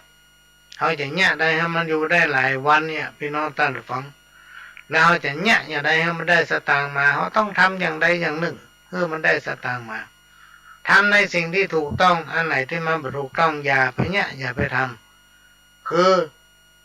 ถ้าเขาขืนทำไปมันทำเขาอยู่มุ่นก็เดี๋ยวเป็นเรื่องเป็นเล่าขึ้นมาโดยเฉพาะการขึ้นลงขึ้นศาลนี่พี่น้องท่านผู้ฟังหลาบเคล็ดมันว่ามอนหกเมืองคนนี่อ่ะ แต่อย่างนั้นล่ะคนเฮามนุษย์ลุ่มฟ้าโลกล่าใจเหนียวลึกคอมือเดียวไผ่หลอนยังได้สาค้อนกงกาเหนือใต้จะทำไปเจี่ยวลึกสิบวาสาวาอย่างหูอย่างตึกกำก่อนกี้โบราณแต่จิตใจของคนเฮาเนี่ยไผ่ยังมาได้พี่น้องท่านฟังวันนี้ยังเหมือนพวกยังเนี่ยจิตใจคนเฮาเนี่ยเปลี่ยนไปเรื่อยๆนะเพราะฉะนั้นครูบาอาจารย์เปิ้นก็เลยกล่าวไว้สรุปไว้ย่อๆว่าบัดนี้นั่งท่าควายเวลาบัดนี้นั่งท่าให้เปิ้นมาช่วยจ้างหาความเจริญมาได้ถ้าไผ่ทำอย่างนี้เขาจะต้องใช้สติปัญญาของเขาบริหารตนเองบริหารตัวเก่าบริหารครอบครัวของตนเองทำอย่างใดให้มันได้มาซึ่งแก้วแหวนเงินคำโดยเปิ้นบ่เดือดร้อนเฮาบ่เดือดร้อนมีอยู่มีกินเนี่ยพี่น้องท่านผู้ฟังถ้าจิตใจเฮาเป็นศีลเป็นธรรมเนี่ยโอ้บ่ต้องวิตกกังวลสักอย่างกินได้นอนหลับนะแต่ถ้าเฮาไปทำความบดีไว้พี่น้องท่านผู้ฟังแม้จะอยู่กินที่ไหนมันถึงม่วนเหมือนกับคนคนหนึ่งไปฆ่าเพิ่นตายแล้วหนีไปมีโทรศัพท์ใจบ่ได้ปิดเหียถ้าเปิดใจคนจะจำได้ว่ามันอยู่ที่ไหน อุตส่าห์หนีลงน้ำลงหนองหนีไปป่าโคหนีไปห้านไปนี่ไปตัวเงียบได้อยู่เนี่ยพี่น้องท่านผู้ฟังทุกอย่างถ้าคนเรามีจิตสำนึกเขามีความรับผิดชอบคนที่มีจิตสำนึกมันจะหู้จักความสำคัญของคนอื่นหลายๆคนมันไม่หู้จักความสำคัญของคนอื่นมันเอาความต้องการของมันมาเป็นใหญ่ยกตัวเองข่มตั้นก็คือต้องการเป็นใหญ่กว่าคนตั้งหลายต้องการจะชี้นิ้วเปิ้นแต่อันเนี้ยยังก็จะเอาตัวว่าหมดคนประเภทเนี้ยพี่น้องท่านผู้ฟังคบยาก คบยากคือมันอยากมันว่าหมดข่มคนนั้นว่าคนนี้คนที่เปิ้นหูแล้วจิตใจเปิ้นลึกเนี่ยเปิ้นเป็นคนมีการศึกษาเนี่ยพี่น้องท่านผู้ฟังสิ่งบดีเปิ้นมาเนี่ยนะแต่ถ้าว่าจิตใจมันมางามมันมีการศึกษาสันดานมันตามมันทำไปเลยตามความต้องการของมันในที่สุดมีปัญหาก็ลองติดตามข่าวพอเตอร์ข่าวที่ผ่านมาเนี่ยจะอยู่ในลักษณะนี้แหละการมาเก่าห้อมนูไตห้อมในเตียวอันนี้มีความหมายว่าการงานได้ก็ตามเมื่อทำไปตามความถนัดของภัยของมันเพราะว่าคนเฮาเนี่ยไปนอนตั้งหรือฟังไปเจ้าว่าจ้างไปทุกอย่างไปแจ้ทำได้ทุกอย่างบางอย่างเขาหมูก็มีเพราะฉะนั้นเปิ้นถึงเปรียบเทียบคือว่าห้อมนูไตห้อมในเตียวทำไปตามความถนัดของภัยของมัน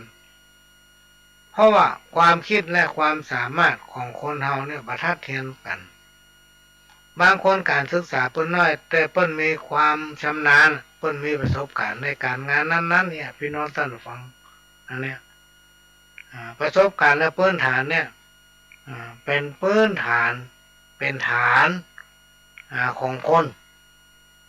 เป็นฐานของคน เพราะฉะนั้นการที่เขาจะมองคนอื่นเป็นยันเป็นเหี้ยเขาต้องมองข้าของมันก่อนเพราะว่าทุกคนมีค่าเหมือนกันหมดทุกคนนะมีค่าเหมือนกันหมดพี่น้องท่านผู้ฟังมาถึงตรงนี้ก็จะให้ฟังซ้อหันรอบหนึ่งตะกี้ฟังไปเกิงแล้วเนาะตอนนี้จะให้ฟังแบบเกิงหนึ่งตอนนี้เป็นแต่งตั้งหลวงพ่อครูบาโสภาหรือพระภัยสารท่านนี่เป็นราชา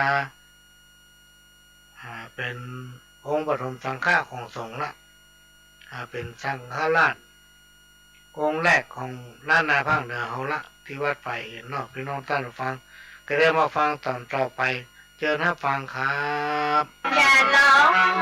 ตำแหน่งหลังได้สังฆะราชาเลยอาราธ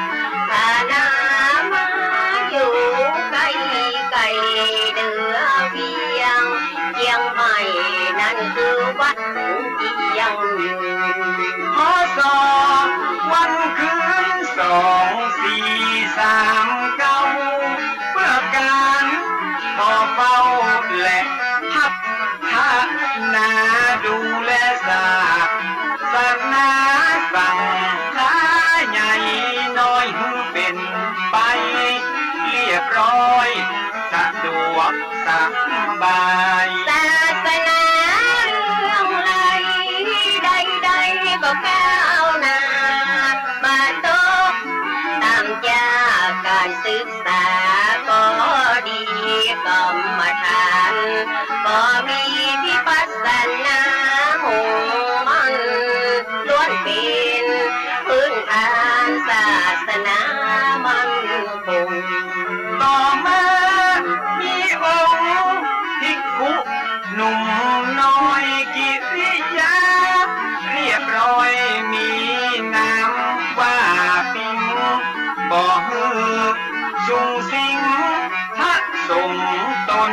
เท่าบ่ฮือไปไวตุเจ้าติดมัดอกมัดเอวราคาเตะแก้วเป็นสองหมู่สองทาง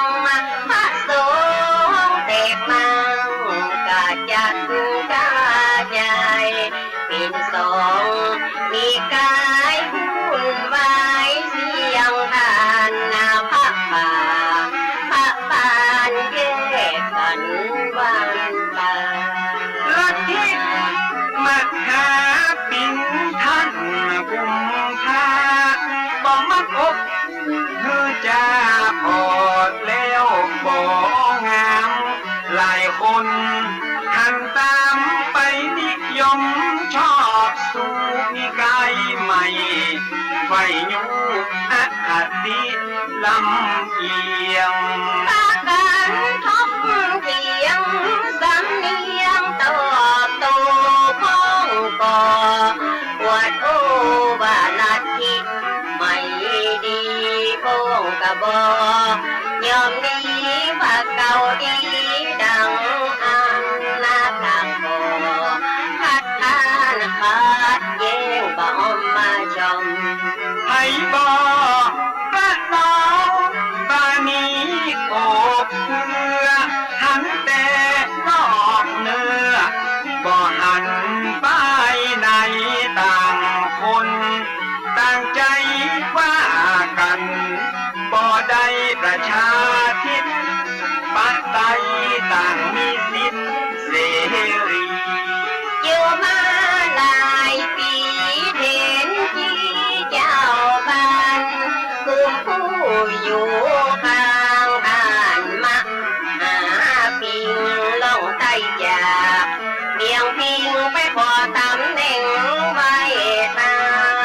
คือท่านมหาปิงได้เป็นเจ้า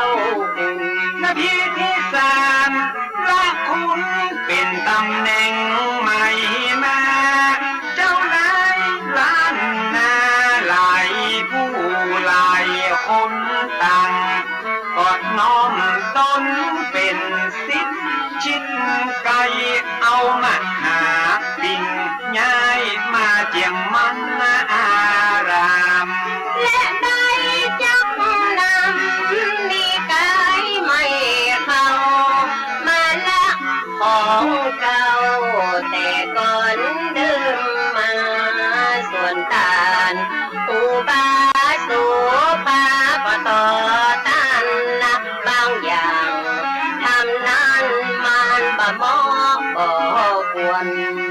นว่าทิพควรตะควรทำอย่างอันฮะป่าฮะบางก็สิทธศาสตร์สัตดาองค์พระศรัทธาพระพุทธเจ้าไปแยกหมู่แยกเหล่ากันอันจะใดทำดีทำไปขออย่าได้อวดอ้างมายกตนองค์ท่านโบราณว่าก็ดีป่าเวนีล้านนาเก่าเพื่อถ้าบ่โอบเอื้อก็บ่ควรทำลายคือได้สูญหายไปจากโลกและอนาคตวันหน้าลูกหลานของเขาจะเดือดร้อนมองเงาจะเอาให้ยังมาอ้างปากันแยกมั่งบ่สร้างความสามัคคีผู้มาก็มีเจตนาดีชัดเจนบ่ใจไปเก่งขัดแย้งวางต่างบ่ใจไปคอยแล้วหวังอยากดังมีนาเพื่อภาษาศาสนาและศรัทธาญาติโยมจะได้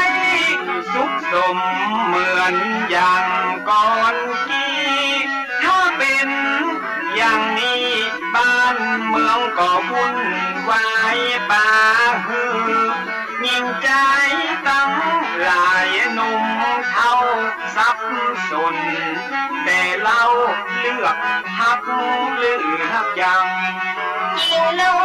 ว่าพันลังความกันต่อต้านพระสงฆ์เจ้าบ้านผู้เลื่อมใสศรัทธาในตัวตานอุบาโสภาตนเข้าเรื่องเก้าเงาพระมหาธีลาด้วยศาสนาสังฆาเมืองไต้เก้าเงาตนใหญ่ที่บางกอกนะครหูความสั่นคลอนเดือดฮ้อนดังอันมีคำสั่งมานั้นมือตั้นรูบางอาราธนาไปบางกอกเมืองวางเพื่อระงับยับยั้งเหตุการณ์อาธิกรศาสนาบ่บนป่ามองมนความบัวบ่เคยจำน้ำบ่เคยม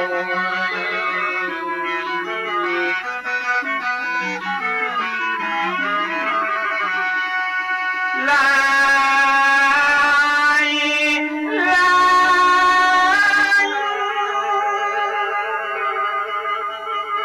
ตุเจ้าพระนายใหญ่น้อ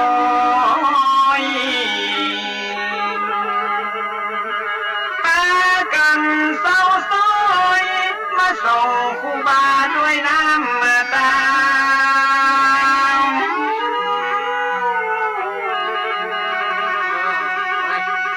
ตลอดจนถึงคณะศรัทธา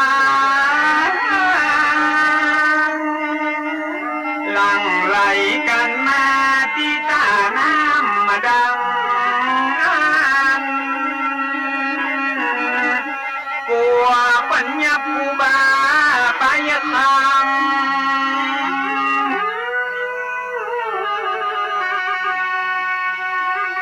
ที่เวียงวัง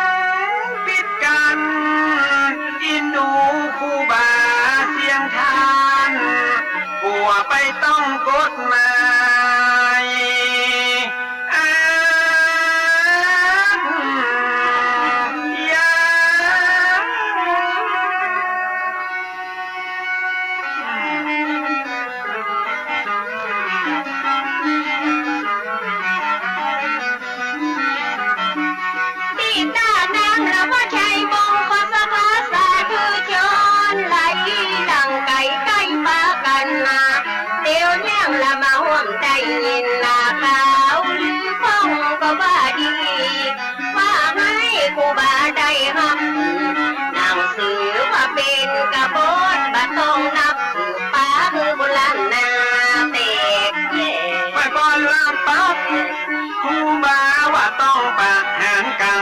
แทรกพ้องว่าถูกคำเดี๋ยวแยกว่าไปต่างๆหน้าเขาลือแพร่ไป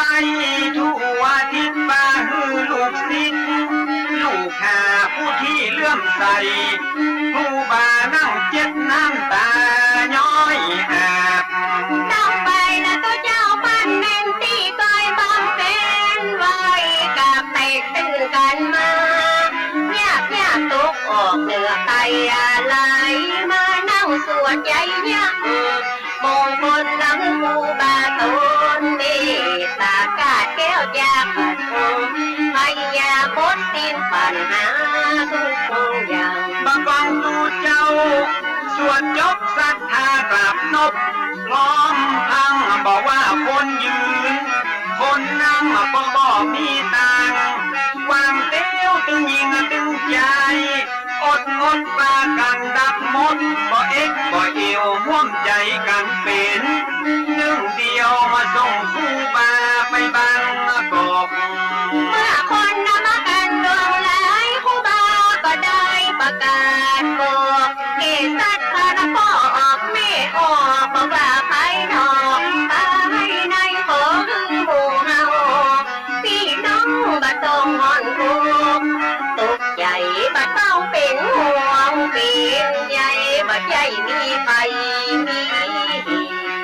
เข้าไปประชุมสังฆะสันนิบาตที่กรุงเทพนับเป็นโอกาสพิเศษจะได้หูดำหูแดงเขาจะได้เสวนาหูจาพาทีจี้แจงป้นว่าเพชรที่ต้องมีแสงได้สำแดงหือป้นได้พอ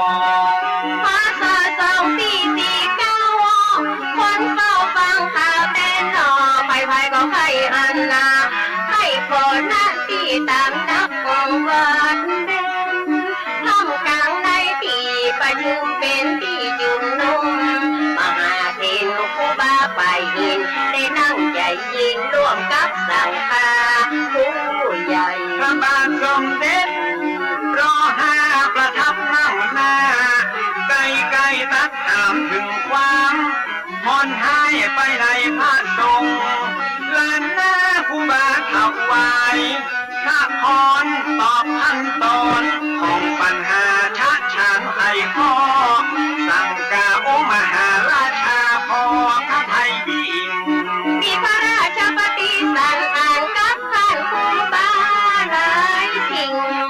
จนทำมาเพื่อพระไทยมิ่งเลื่อมใสในตัวผู้บามีใจแนวแน่ดูแลพระศา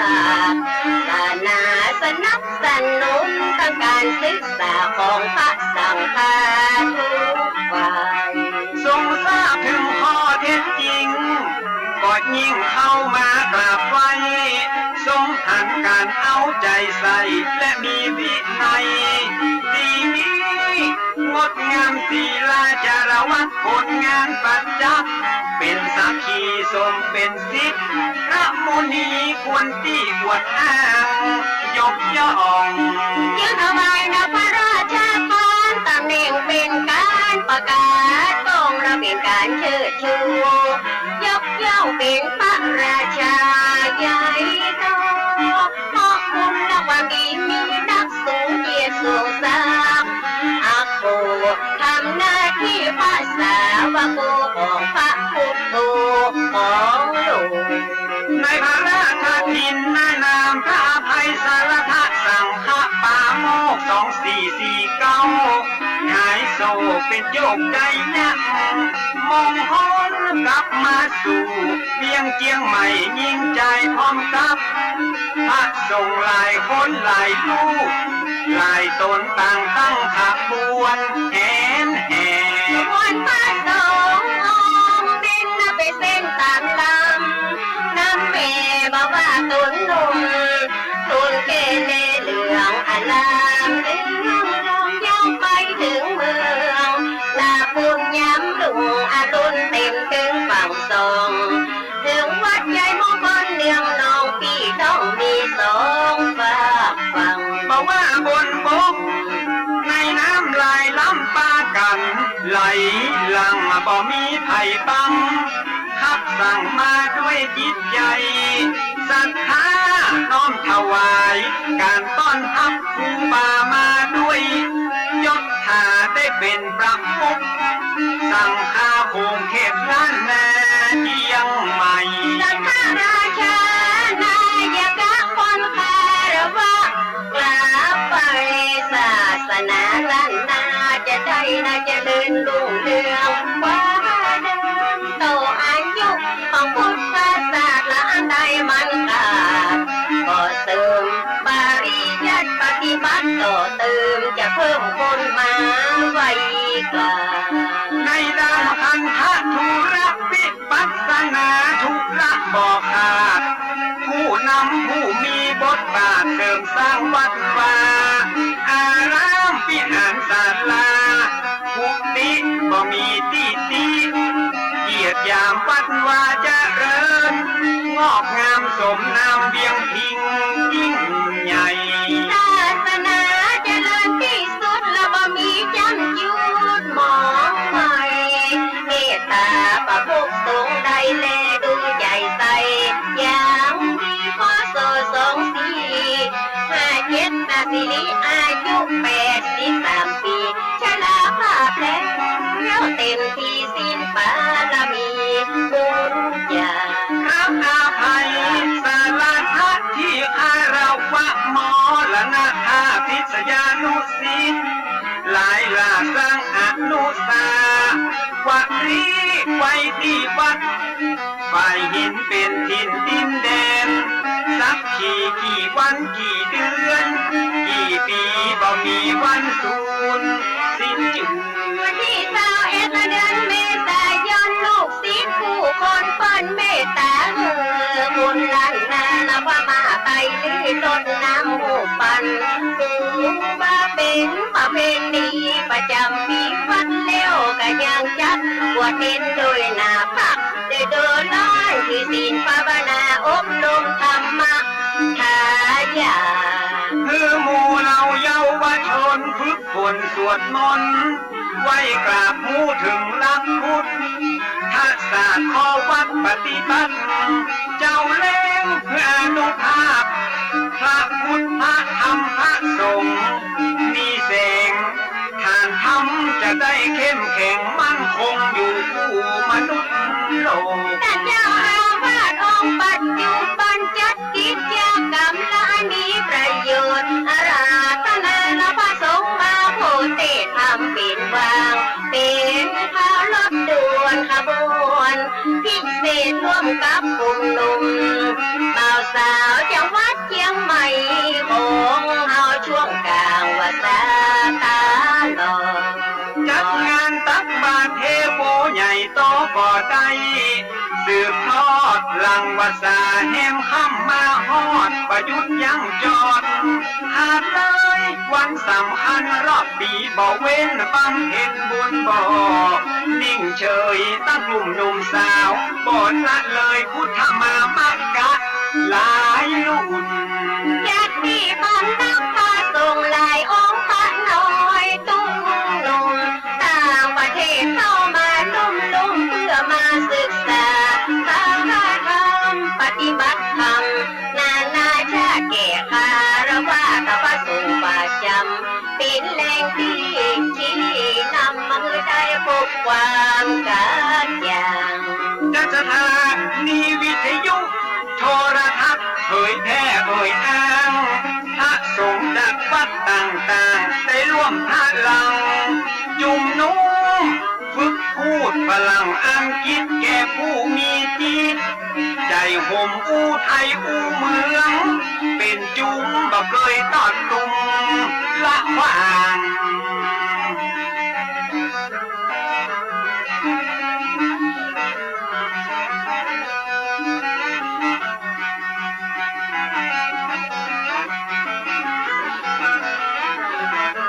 สาธุความดีที่ตั้งทำมาตั้งภูมิปัญญาโสมโนตนนี้ ไว้คุณงามความดีของท่านผู้ว่า วัดไฟหินน้ำอ่อนก่อนกิ บ่มีสิ้นสุดถึงแม้จะมรณภาพคนเยาว์ใบกาบยางทวีคุณบินสูงเกินที่ได้เกื้อกูลพุทธศาสนาบุญนาแห่งเวียงเชียงใหม่ ก็ผ่านไปพี่น้องท่านผู้ฟังประวัติของหลวงพ่อครูบาโสภาหรือพระอภัยสารทะขณะนี้พี่น้องท่านผู้ฟังก็กำลังรับฟังรายการสาระสัปปะจากทางสถานีวิทยุกระจายเสียงพระพุทธศาสนาแห่งชาติและสังคมคลื่นเพื่อการศึกษาพระพุทธศาสนาและวัฒนธรรม FM 104.50 เมกะเฮิรตซ์วัดไฟหินสถานีวิทยุวัดไฟหินนั้นเป็นของพี่น้องคนฟังทุกท่านต่างก็เป็นเจ้าของที่เราจะต้องได้ช่วยกันทนุบำรุงพี่น้องท่านผู้ฟังอากาศมันเปลี่ยนก็เดี๋ยวร้อนก็เดี๋ยวหนาวก็เดี๋ยวฝนตกก็เดี๋ยวแดดออกสถานีก็จำเป็นต้องได้ซ่อมบำรุง FM 104.50 เมกะเฮิรตซ์วัดไฟหินนั้นเป็นแม่ค่ายหลักที่นำเอาเสียงธรรมะจากสถานีต่างๆมาเพื่อพี่น้องท่านผู้ฟังรับฟังถึงบ้านถึงจ้องถึงในหอในเรือนท่านจะฟังทางเฟซทางไลน์ได้หมดพี่น้องท่านผู้ฟังหาเอาข้อธรรมะที่ฟังแล้วเข้าใจง่ายสามารถนำปฏิบัติได้24 ชั่วโมงและก็เป็นมีรายการดีๆจากพ่อน้อยพ่อหนานจากเถระครูบาอาจารย์มาให้พี่น้องท่านผู้ฟังได้รับฟังกันโดยเฉพาะเวลาวันเนี้ยตั้งแต่บ่ายโมงมาถึงบ่าย3 โมงเป็นประจำทุกวันอาทิตย์ก็ได้มีตัวแทนของชาวบ้านแท้ๆพี่น้องท่านผู้ฟังมาโอ้ในรายการเนี่ยพบปะกับพี่น้องท่านผู้ฟังก็นำเอาประสบการณ์จากที่ตนเองได้นำปฏิบัตินำเอาสาระสัพพะร้อยอันปันเรื่องจากที่ได้ยินได้ฟังจากเถระครูบาอาจารย์ได้ยินได้ฟังจากพ่อน้อยพ่อนานและข้อคิดเห็นต่างๆจากคนฟังจากคนที่มามาฝากไว้ว่าขอเรื่องนี้กำเตอขอเรื่องนี้กำเตอเนาะก็มาฟังโดยไม่ได้มีเจตนาไปว่าคนนั้นคนนี้นะบ่มีเจตนาที่จะไปเสียดสีไผพี่น้องท่านผู้ฟังเพราะฉะนั้นคำไหนที่มันฟังแล้วแสลงใจต้องขอสุมาภัยคำใดที่มันเป็นประโยชน์พี่น้องท่านผู้ฟังเพราะว่าคนนั้นจากใจซึ่งปนวังสว่างท่านอาจารย์นั้นมีหัวใจเต็มร้อยพี่น้องท่านผู้ฟังถ้ามีโอกาสเวลาท่านมีการมีงานจะไปรับใจอย่างเนี้ยก็ไปด้วยความเต็มใจทุกอย่างถ้าว่าครับผมนี่นะเขาทำด้วยใจของเขาโดยมหันแก่อย่างทั้งอย่างไม่ได้ทำอันนั้นทำอันนี้เพื่อหวังจะได้อันนั้นอันนี้บอกหวังอย่างสักอย่างพี่น้องท่านผู้ฟังถ้าทำไปแล้วปฏิบัติแล้วพี่น้องท่านผู้ฟังม่วนอกม่วนใจคนที่ได้มาร้องขอเขาเพิ่นสบายใจเขาได้บุญเพิ่นหวังจะคิดอย่างนี้พ่อครูบาอาจารย์บอกว่าเพิ่นสั่งสอนไว้ว่าถ้าเราทำอันนั้นอันนี้เขาหวังได้อันนั้นอันนี้มันก็มีประโยชน์กุศลอย่างสักอย่างมันบาลานซ์กันไปฮะนะ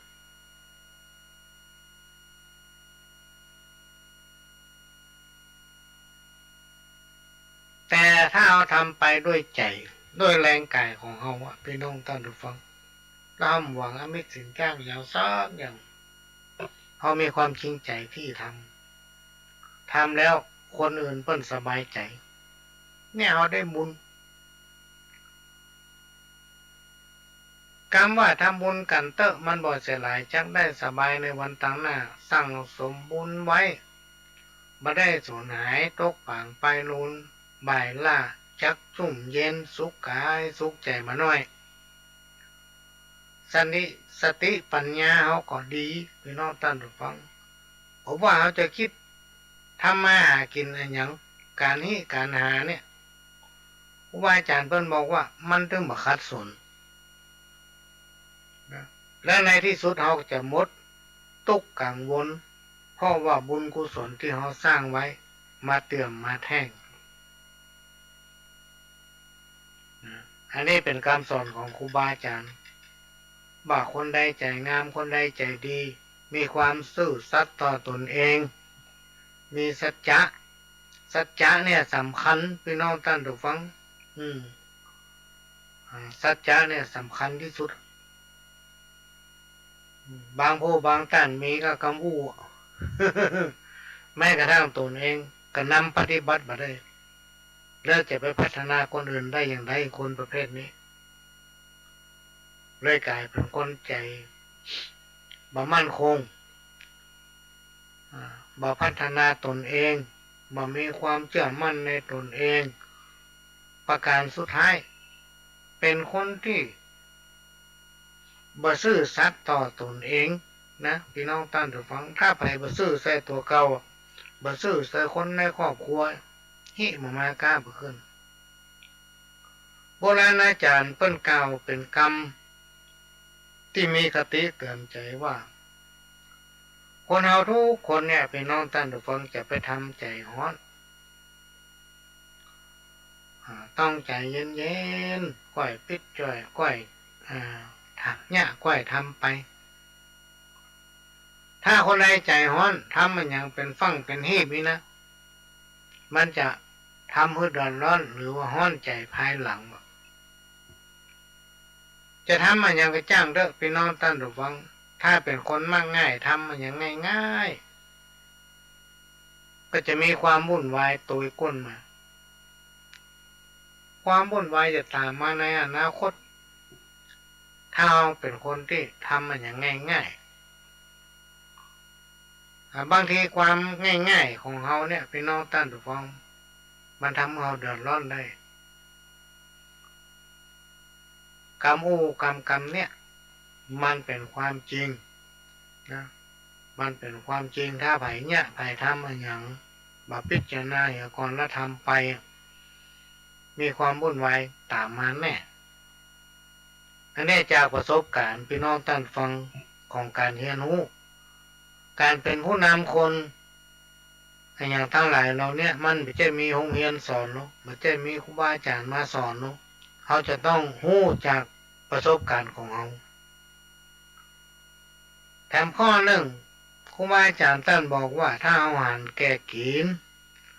ถ้าเอาเป็นคนหันแก่กินนะเปิ้นก็จะดูถูกดูหมิ่นเหยียดหยามนะเพราะเขาเป็นคนหันแก่กินโอ้ถ้าไม่ได้กินเป็นดีมดอย่างนั้นอย่างนี้ถ้ามือศักดิ์สิทธิ์ตัวเก่ามดเรื่องความที่มีสง่าราศีที่จริงเขาดูท่าทางโอ้เป็นคนที่น่าเคารพนับถือมีสง่าราศีเป็นคนแต้ไว้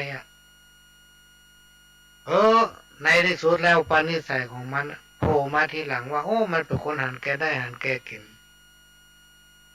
แทนมาป้ออู้ไปเลยแทนเนี่ย ความเคารพนับถือเกียรติของความเป็นคนก็เสื่อมถอยนะแล้วคนเฮาเนี่ยพี่น้องท่านผู้ฟังครูบาอาจารย์เปิ้นสอนเปิ้นบอกว่าถ้าเราทำตัวสบายเมื่อหนุ่มๆเนี่ย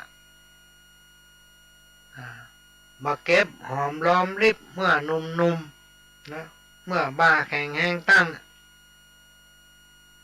พอแก่ตัวแก่ตนเข้าไปเนี่ยพี่น้องท่านผู้ฟังเกิดเจ็บเกิดเป็นมาก็มีเงินคำที่หักษาตัวเก่าเปิดมาขายอันใดที่เฮาแค่ได้มันก็ไม่ได้ละเพราะมีสตังค์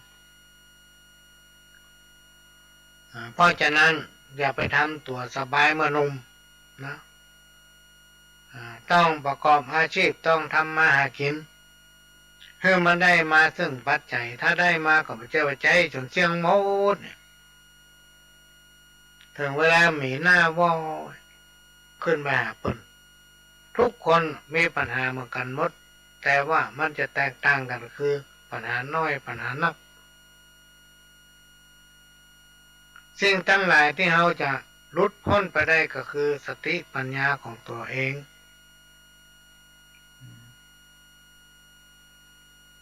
จะให้สติปัญญาของตัวเก่าเนี่ยเข้ามาแก้ไขแล้วจะผ่านพ้นปัญหาและอุปสรรคนั้นไปได้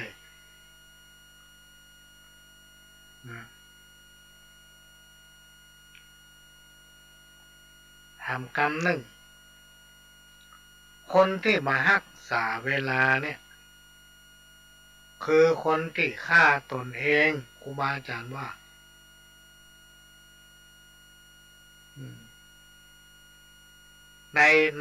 ในโลกที่เราอยู่ปัจจุบันเนี่ยเป็นน้องตั้นตัวฟังเพิ่นว่ามันมีอันยังเป็นของเฮาแม้แต่ตัวของเฮาเองเนี่ยอันยังไม่ใช่ตัวเฮาเลยเพราะฉะนั้นเราต้องวางตัวเป็นกลางนะวางจิตใจให้ดีให้เหมาะสมจะไปทำอะไรอย่างให้แข่งกับสังคมความล่มจมจะตยมาเพราะถ้าเราคิดจะเป็นคนโดดเด่นในสังคมพี่น้องท่านผู้ฟังในสังคมมันเป็นมีอย่างเฮากินยิ่งในปัจจุบันตลอดระยะเวลา10 ปี20 ปีที่ผ่านมาเนี่ยพี่น้องท่านผู้ฟังเพราะว่าจะเนี่ยอย่างเพิ่นมีแผนพัฒนาเนาะเพิ่นมีแผนเป็นต้นว่าแผน3 ปีแผน5 ปีนี่เป็นต้นในจำนวนแผน3 ปีแผน5 ปีว่าเขาจะเนี่ยอย่างเนี่ยเปิ้นก็มาคัดเอากรรมว่าอันใดที่มีความสำคัญอันดับ1อันดับ2อันดับ3สมมติว่าเขาได้งบประมาณมา10 บาทเนี่ยพี่น้องท่านผู้ฟังก็ได้ล่างนี่10 บาทโดยเฉพาะเงินของแผ่นดินเนี่ยตกน้ำอะไรตกไฟหมดไหมถ้าไผ่กินโดยความบ่ซื่อสัตย์ทุจริตเนี่ยเปิ้นถือว่าทุจริตเขาจะไปคิดว่าไผ่หมูถ้าเขารอดพ้นจากสายตาของคนไข่ตะหมูสักคนหรือบางทีเปิ้นหูเปิ้นบาบางอย่างมีเรื่องมีราวปล่อยให้มันผ่านไปอย่าไปคิดว่ากูสบายนะบาปบุญคุณโทษมันมีพี่น้องท่านผู้ฟังก็เนี่ยมันจะตันเอาแต่มันจ้าหน่อยถ้ามันได้ตันละโอ้จะไปว่าบอกปากจะไปว่าบอกลองสังเกตพอเถอะบาปบุญคุณและโทษถ้ามันได้ลงโทษไปแล้วมันนี่บุปผลพี่น้องท่านผู้ฟังสิ่งที่กล่าวมาเนี่ยแล้วก็แก้ไปได้ตัวเพราะมันเกิดจากการกระทำของใบของมันถ้าคนใดทำตัวเป็นคนเห็นแก่ได้ก็อย่าหวังน้ำใจจากเพื่อนฝูงเป็นผู้นำมามีความกล้าจะเนี่ยจะทำอันยังก็กลัวจะทำอันยังก็บ่สำเร็จพี่น้องท่านผู้ฟังเพราะผู้นำมามีความกล้าและขาดประสบการณ์นี่สำคัญพี่น้องท่านผู้ฟังเขาจะเนี่ยอย่างก็แล้วแต่เขาจะต้องมีประสบการณ์และก็ต้องมีคนที่มีภูมิปัญญาพี่น้องท่านผู้ฟังมาเป็นคู่ข้างคู่คิดไม่ใช่เอาใจตัวว่าเพราะในสังคมชุมชนในยุคปัจจุบันนั้นทุกคนเป็นคนที่มีความรู้มีการศึกษาทุกคนเป็นคนที่มีความฉลาดมันกันหมดคนดีมีนักพี่น้องท่านผู้ฟังทุกสังคมชุมชนทุกคนเป็นคนดีหมดแต่ที่เป็นเสาะหาถึงวันนี่คนที่มีความเสียสละบางคนเสียสละดีแต่พี่น้องท่านผู้ฟังแต่ตนเองอยู่บนรอดคือไปบ่ได้ไงมันเป็นคนดีที่มีความเสียสละเกินไปถ้าเมื่อครอบครองตนเองอยู่บ่ได้ก็มีหลายคนเท่าที่หาน เพราะฉะนั้นการเสียสละของคนเหล่านั้นมันมีขอบเขตพี่น้องท่านผู้ฟังถ้าเสียสละไปเลยก็เหมือนเขาทำบุญที่ว่ามาแล้วนั่นทำปัจจัยตี้มันนะเหมือนว่าเอาไฟมาเผาตัวเองในที่สุดตัวเองจะเดือดร้อน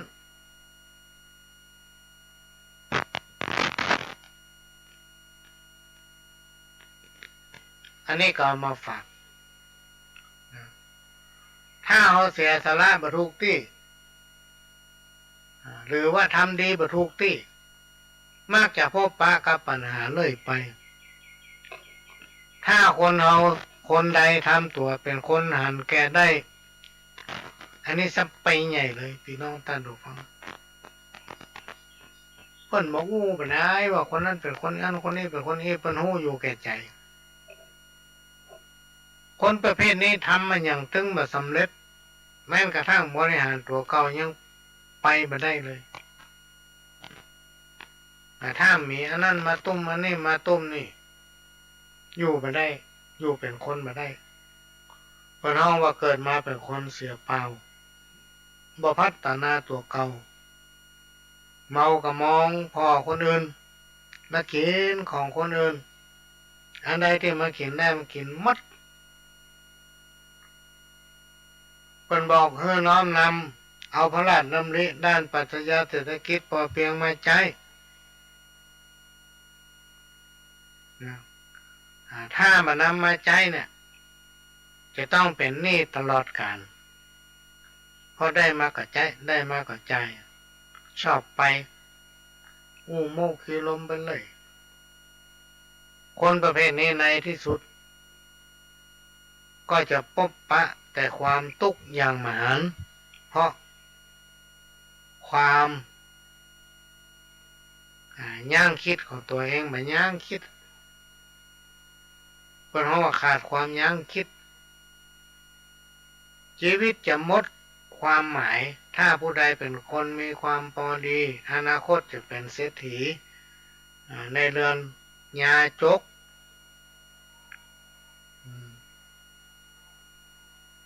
อันนี้ครูบาอาจารย์เพิ่งกล่าวไว้แต่ถ้าคนใดมีความงกมีความงกกินในได้มันกินเนี่ยไปยิบไปยืมอย่างไผ่เนี่ยมีทางที่ใจเพิ่นเวลาเพิ่นถามเพิ่นทวงอย่างเนี่ยโคตร คนประเภทเนี่ยพี่น้องท่านผู้ฟังในอนาคตมันจะเป็นยาจกในเรือนเศรษฐีหรือว่าเป็นยาจกในคาบของผู้ดีแม้นว่ามันจะแต่งตัวดีเลิศเลยได้ก็จ้างแปลงหน้าแปลงตาแจ่มใสโอ้หวานแต่ในใจมันงกชอบกินของเปิ้นคนประเภทที่ยืมไผ่ล่ำบ่เคยใส่เนี่ยคนเนี้ยในอนาคตจะเป็นยาจกในเรือนเศรษฐีตรงกันข้ามถ้าผู้ใดมีจิตใจงามมีเมตตาก็จะมีญาติมิตรไปทั่วบ้านทั่วเมืองไป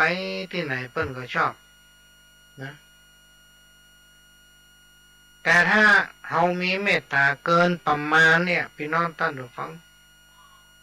คือตะกี้ว่า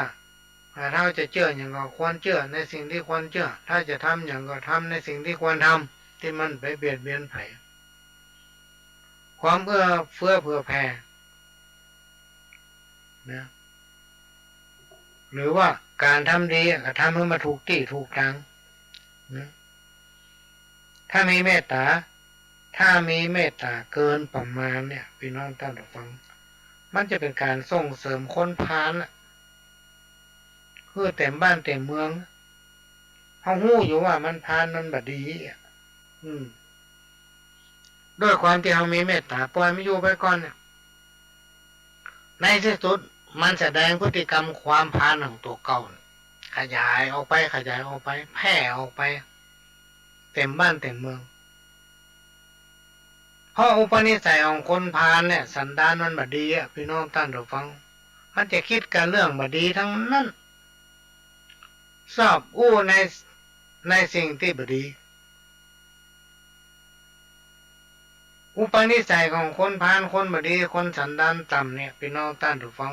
มันชอบทำความบดีเป็นปกตินะถ้าผู้ใดคบหากับคนพาลเนี่ยก็จะติดความเป็นพาลไปตุยจะมีนิสัยเสียตามไปตุยเนี่ยข้อเสียที่จะตุยมาจะทำให้สังคมชุมชนนั้นๆเนี่ยพี่น้องท่านผู้ฟังแตกแยกบ่มีความสมัครสมานสามัคคีเพราะว่าคนพาลมันนักคนดีๆทั้งหลายผู้ที่มีความรู้นักแน่นทางด้านศีลธรรมก็ดีนักแน่นสปะสะเปดมีประสบการณ์นักหนาปาป้านแล้วปล่อยโอกาสให้คนพาลมันเหิมเกิมในที่สุดความหายนะย่อมเกิดนะพี่น้องท่านผู้ฟังเพราะคนพาลมันจะยอมรับความจริงลงทั้งที่มันทำความบดีเขาลองบอกว่ามันบดีบถูกเริ่มโคตรละเฮียมันทำความบดีถ้าว่าโอ้ยดีขนาดนั้นมันชอบในที่สุดสังคมจะต้องเกิดการ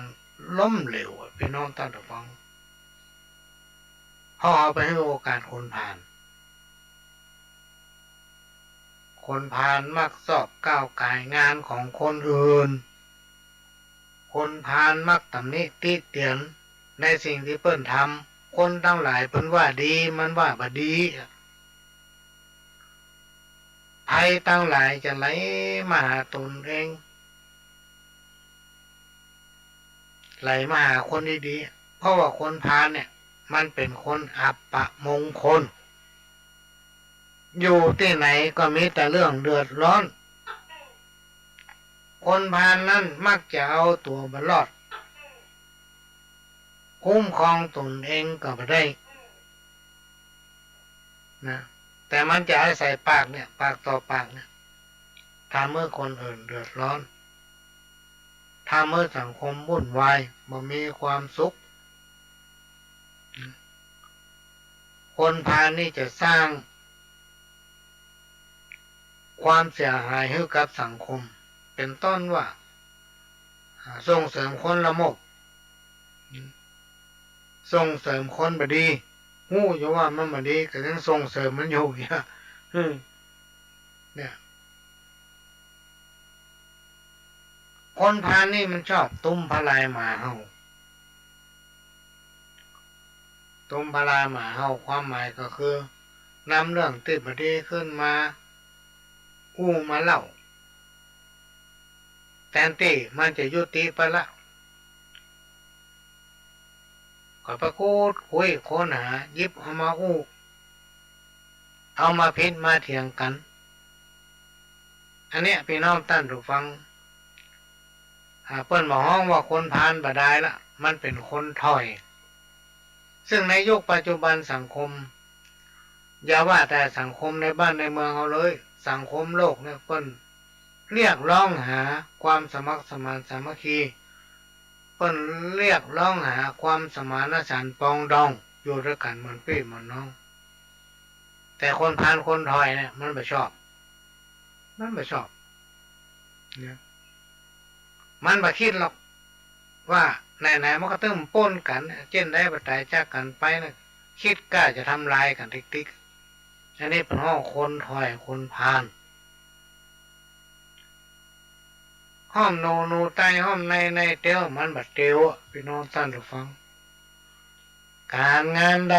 ก็ดีครูบาอาจารย์เปิ้นสอนว่าทำไปตามความถนัดของใครของมัน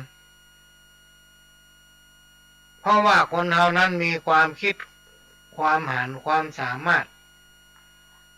หรือว่าความชำนาญบ่เหมือนกันพื้นฐานความเป็นอยู่ของคนเฮาทั้งหลายก็แจ้เหมือนกันพี่น้องท่านผู้ฟังเพราะฉะนั้นเราจะต้องแบ่งใจแบ่งปันใจให้คนอื่นยอมรับเหตุผลของเขาสรุปแล้วสิ่งที่ทำนะถ้าคนดีเพิ่นทำมันก็จะเกิดประโยชน์กับสังคมชุมชน แต่ถ้าคนพานคนถอยทำมันจะทำให้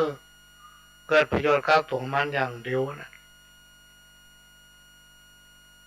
อันนี้ก็มาเล่าอู้สู่กันฟังมาได้เนอะเป็นน้องตั้นฟังมาได้มีเจตนาว่าคนนั้นคนนี้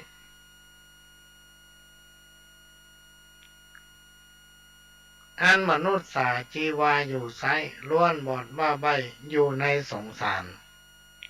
บ่ฮอนจังหูอยู่5 สถานตัวจักรวาลไผ่ขานบอกได้อายุสังขารยืนนานแต่ใบอยู่เมินเพียงใดไผ่หูจักตายเป็นอย่างโดนกังลากโก้รับตื่นยืนอู้ดินไปแถมอันมืดนักจักตายวันไหนตายเวลาใดเจ้าขวายบ่ายล่าตายแล้วไปไหนภัยจากข้องแวะนรกสวรรค์ชั้นใด5 สถานนี้เป็นที่สงสัยเป็นที่สงสัยก็เวลามันจะหมดละพี่น้องตั้งดูฟัง ใกล้เวลาจะหมดละยาม5 นาทีไผ่โทรมาพูดเนี่ยฮัลโหลได้มันมาฮับก็ไปได้พี่น้องตั้งดูฟัง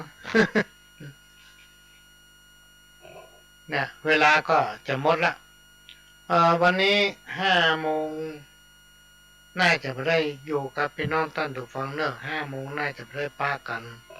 ก็ได้จะขอต้านพุ่มในการเอาอย่างแตนไป5 โมงนี่มีภารกิจหน่อยหนึ่งก้ามมาเก่าพี่น้องตั้นถูกฟังฟ้าสูงแผ่นดินต่ำเป็นสำนวนเปรียบเทียบเพื่อคนหู้จักกาลเทศะรู้ที่สูงที่ต่ำเพื่อหู้จักสิ่งที่ควรและสิ่งที่บ่ควรแก้ฐานะของตนบดีตีตนไปเสมอต้านอันนี้เป็นคำสอนครูบาอาจารย์เปิ้นเขาจะต้องหู้จังเฮือเกียรติเปิ้นบางทีเขามีความรู้มีการศึกษาสูงเขามีตำแหน่งหน้าที่แต่ว่าคนนั้นเปิ้นมีอายุ เปิ้นฐานความรู้ทางด้านการศึกษากำด้อยกว่าเขาต้องให้เกียรติเปิ้นพี่น้องท่านผู้ฟังการให้เกียรติซึ่งกันและกันเนี่ยเป็นค่าของมนุษย์ของคนเฮาแสดงถึงพฤติกรรมอุปนิสัยใจคอเนี่ยเวลาหมดละพี่น้องท่านผู้ฟังหมดเวลาพอดี5 โมงไปได้พบปะกันเนอะเดี๋ยวขอต้านผู้อำนวยการเอาอย่างแตนไปกำช่วงนี้ประหลวงก็จะขอนำรายการจากพี่น้องต้านผู้ฟังไปก่อนขอเขียนได้นอนรับอยู่ดีสบายมากันคู่คนจากกระผมประหลวงสว่างราชนินจันทร์ขอสวัสดีครับ